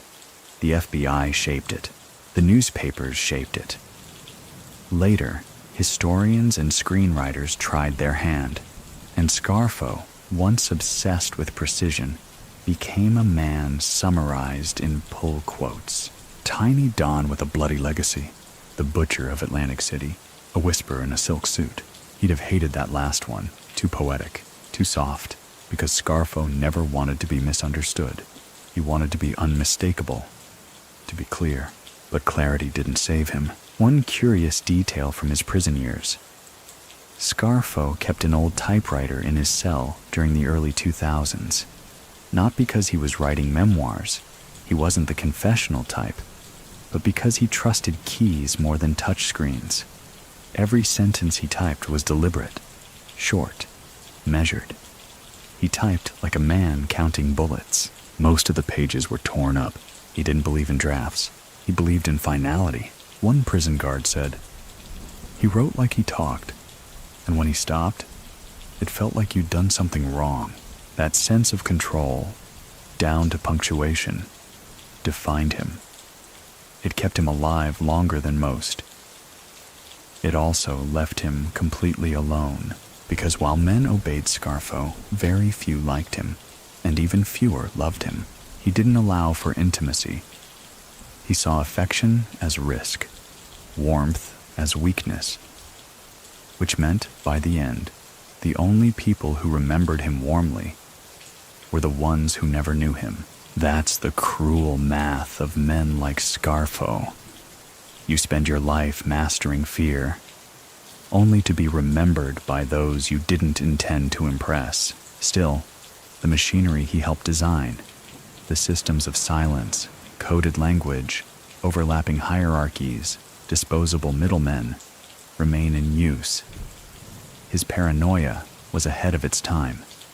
Today's crime syndicates may use digital channels, but many still follow Scarfo's rules.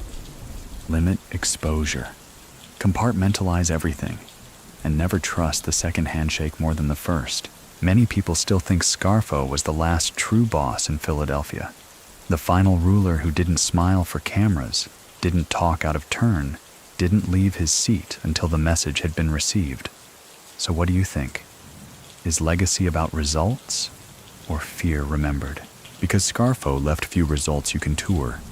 No mansions, no plaques, no family dynasty. His empire wasn't built in marble or neon. It was built in the space between actions. It lived in hesitation, and maybe that's why, when former associates look back, they don't talk about him like a king. They talk about him like a force. Not someone you worked for, but someone you worked around. A man whose approval felt like relief, and whose silence felt like danger. Even now, in the footnotes of modern mafia history, Scarfo's section always reads differently. Less like a rise and fall, more like a storm chart, a pattern of pressure and collapse. He didn't build a family, He extracted obedience from one. And that distinction, that's what makes his shadow so heavy. By the time Scarfo's story had settled into legend, long after the blood dried and the courtrooms emptied, a strange thing happened. His name began appearing in places he would have hated. College lecture halls, podcasts hosted by guys in hoodies, listicles about top 10 ruthless mob bosses, and in every case his story was sanded down just enough to make it marketable. Gone were the moments of crushing silence. Gone were the ruined men who flinched at doorbells. Gone was the quiet terror of not knowing if you'd be called again tomorrow, or never again. What remained was a caricature, a short man with a long temper, a boss in 2 bright suits, a tyrant who once made Philadelphia hold its breath for nearly a decade. And yet, even in this diluted version, people leaned in, because something about Scarfo still resisted simplification. He wasn't dramatic like Gotti. He didn't die in a blaze like Castellano. He didn't vanish like Jimmy Hoffa. Scarfo stayed, sat in his cell, aged like steel, never rusting, just slowly cooling to room temperature. And for those who did know him, the real ones, they still tread carefully when remembering him. A former union rep, long since retired, once said in an interview, "You didn't talk to Nicky, you passed messages. Talking meant he'd remember your voice, and you didn't want that. It wasn't hatred, it wasn't admiration, it was something colder, preservation." Scarfo had been a boss who didn't need you to love him, didn't need your handshake or loyalty oaths. He needed your reflexes. He needed you to know that any misstep, however small, would cost something. And maybe that's why his story never quite became folklore, because folklore needs a hero. Scarfo didn't offer that. He offered calculation, and the damage left behind wasn't just in the broken bodies, the dead captains, or the frightened families. It was in the tone of an entire era, in the culture of suspicion that followed, even in retirement communities far from South Philly. Men who once sat at Scarfo's tables still checked their windows twice at night. Not because he was coming, but because he once might have. His method, his ethic, never left them. He had reprogrammed their instincts. That's power beyond position. That's legacy without consent. And many people still think Scarfo's story is one of failure, that his empire collapsed, his family scattered, his bloodline tainted. But others argue, what if that was the plan? Not to last, but to leave a scar. Because when a man like Scarfo operates, he doesn't build monuments, he builds silence. He builds that hesitation in the back of your throat, that feeling when the air gets just a little too still before the reply. And now, decades after his last order, his last phone call, his last stare, the silence still lingers. One final story floats through certain corners of Atlantic City. An old janitor at a casino, now long since torn down, claimed he once walked past a back room where Scarfo sat alone at a table, staring at a map of the city. No one else around. No talking, just the boss, a finger resting on Pacific Avenue. The janitor, shaking slightly, asked if he needed anything. Scarfo looked up. "No," he said. "I already know where everything ends." The final traces of Nicodemo Scarfo's life now live mostly in red folders, archived files in basement vaults of government buildings, evidence logs, transcripts, surveillance summaries typed on yellowing paper. And though his body is buried in a place few ever visit, his life is still dissected in conferences, true crime books, and late-night interviews with ex-associates who once swore they'd never talk.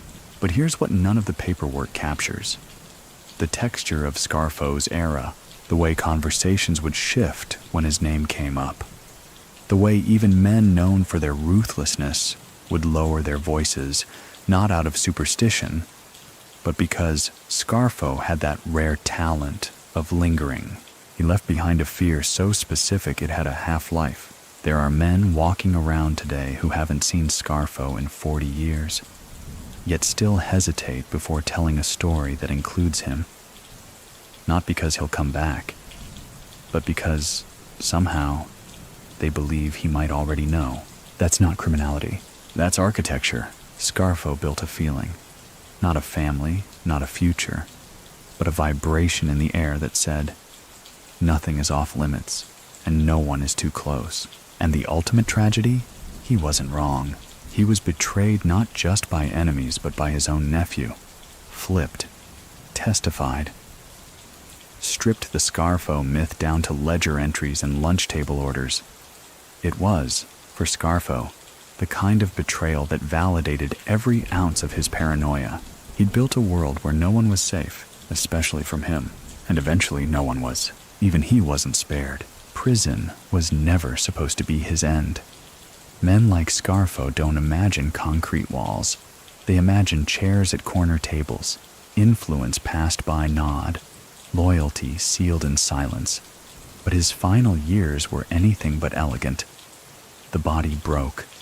The voice shrank. The eyes that once ruled a room now struggled to read prescriptions. He'd outlived everyone he trusted. And still, the silence stayed.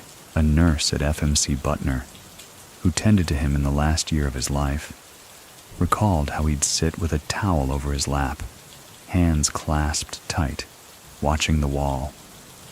Not TV, not other inmates, just the wall. One day, she asked him if he wanted the channel changed. He shook his head once and said, "The noise doesn't change anything." That was Scarfo.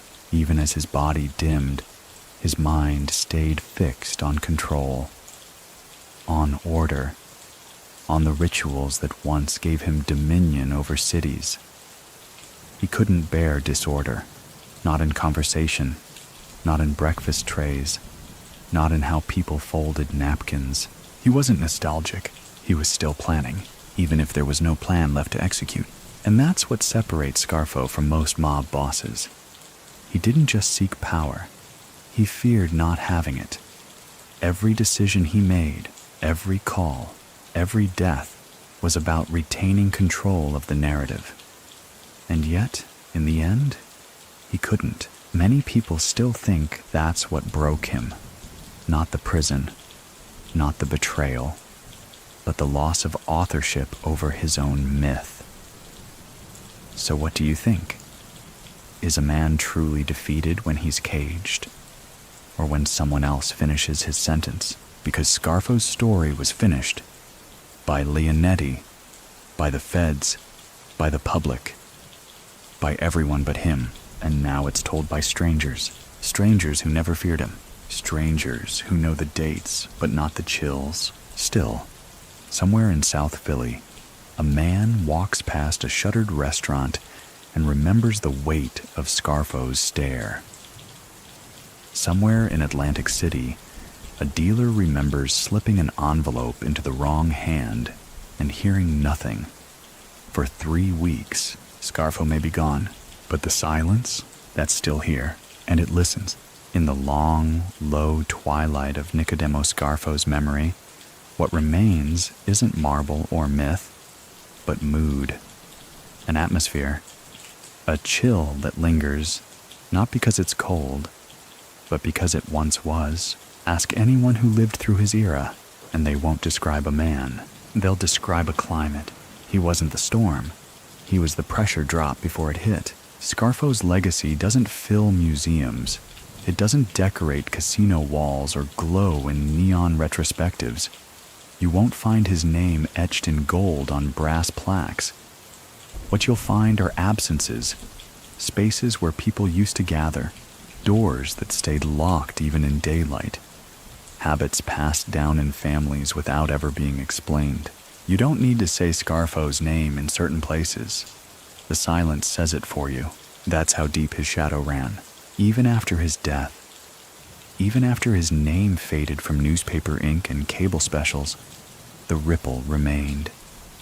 Not loud, not visible, just constant, like static in the back of a phone call, like the feeling someone else is holding the last page of your story. In training academies across the country, his story is still used, not just to teach about organized crime, but to teach about systems of fear, how to recognize them, how they're built, how they collapse. One instructor once told his class, "Scarfo didn't run a family. He ran a philosophy, one where no one was safe, not even himself." And that's the truest thing you can say about him, because in the end, Scarfo became a prisoner of his own rules. The loyalty he demanded with such sharpness turned brittle. The systems he designed to prevent betrayal became factories for it. The silence he worshipped became isolation. He was the kind of man who could win every battle and still lose the war, because he never stopped fighting, even after the war was already his. Many people still think Scarfo wanted peace, but those who knew him best say that peace bored him. So what do you think? Can a man who builds his identity on conflict ever survive the stillness that comes after? There's an anecdote from a corrections officer who monitored Scarfo's final months. He said Scarfo never watched TV, rarely spoke, and only ever made one request. "Put the fan on," he said. "Low, but on." It wasn't about comfort. It was about sound. Scarfo needed that low hum, maybe because it drowned the quiet, or maybe because it mimicked the world he once ruled, a world that never quite settled, that always buzzed with tension. Now, years gone, his story ends not with fireworks or final confessions, but with something smaller, a soft click of a cell door, the low whir of an old fan, a name etched into a file no one opens anymore, because legacies don't have to be loud. Some, like Scarfo's, are made of still air, of moments people still hesitate to mention, of footsteps people still count, even when the hallway's empty. And as you drift off tonight, with the lights low and the room settling around you, maybe you'll understand. It's not the men who raise their voices that stay with us. It's the ones who didn't have to. So now, with the story told, let it all soften. Let the sharp edges blur, and the names, the long ones, the whispered ones, float back into the silence they came from. You've walked through decades tonight, through alleys that don't appear on maps, through conversations that ended before they began, through lives shaped by glances, gestures, and the weight of not knowing what came next. And now, it's safe to stop walking. Let the boardwalk fade behind you. Let the last street lamp flicker out in the distance. You don't need to watch the windows anymore. You don't need to sit with your back to the wall. There's nothing waiting in the shadows now. Not really. What remains is stillness, just a quiet room, just the hum of the fan, just the rhythm of your own breath, slowing, softening, sinking with the hush around you, because stories like this weren't meant to rile you up. They were meant to carry you down, to dim the noise, to hush the day. And tonight, we did just that. So close your eyes now. Let the memories that aren't yours drift gently past. No need to hold on. No need to look back. Let the ghost slip back into the hallway. Let the city quiet. Let the silence mean peace, not fear. You've heard enough for one night. Sweet dreams.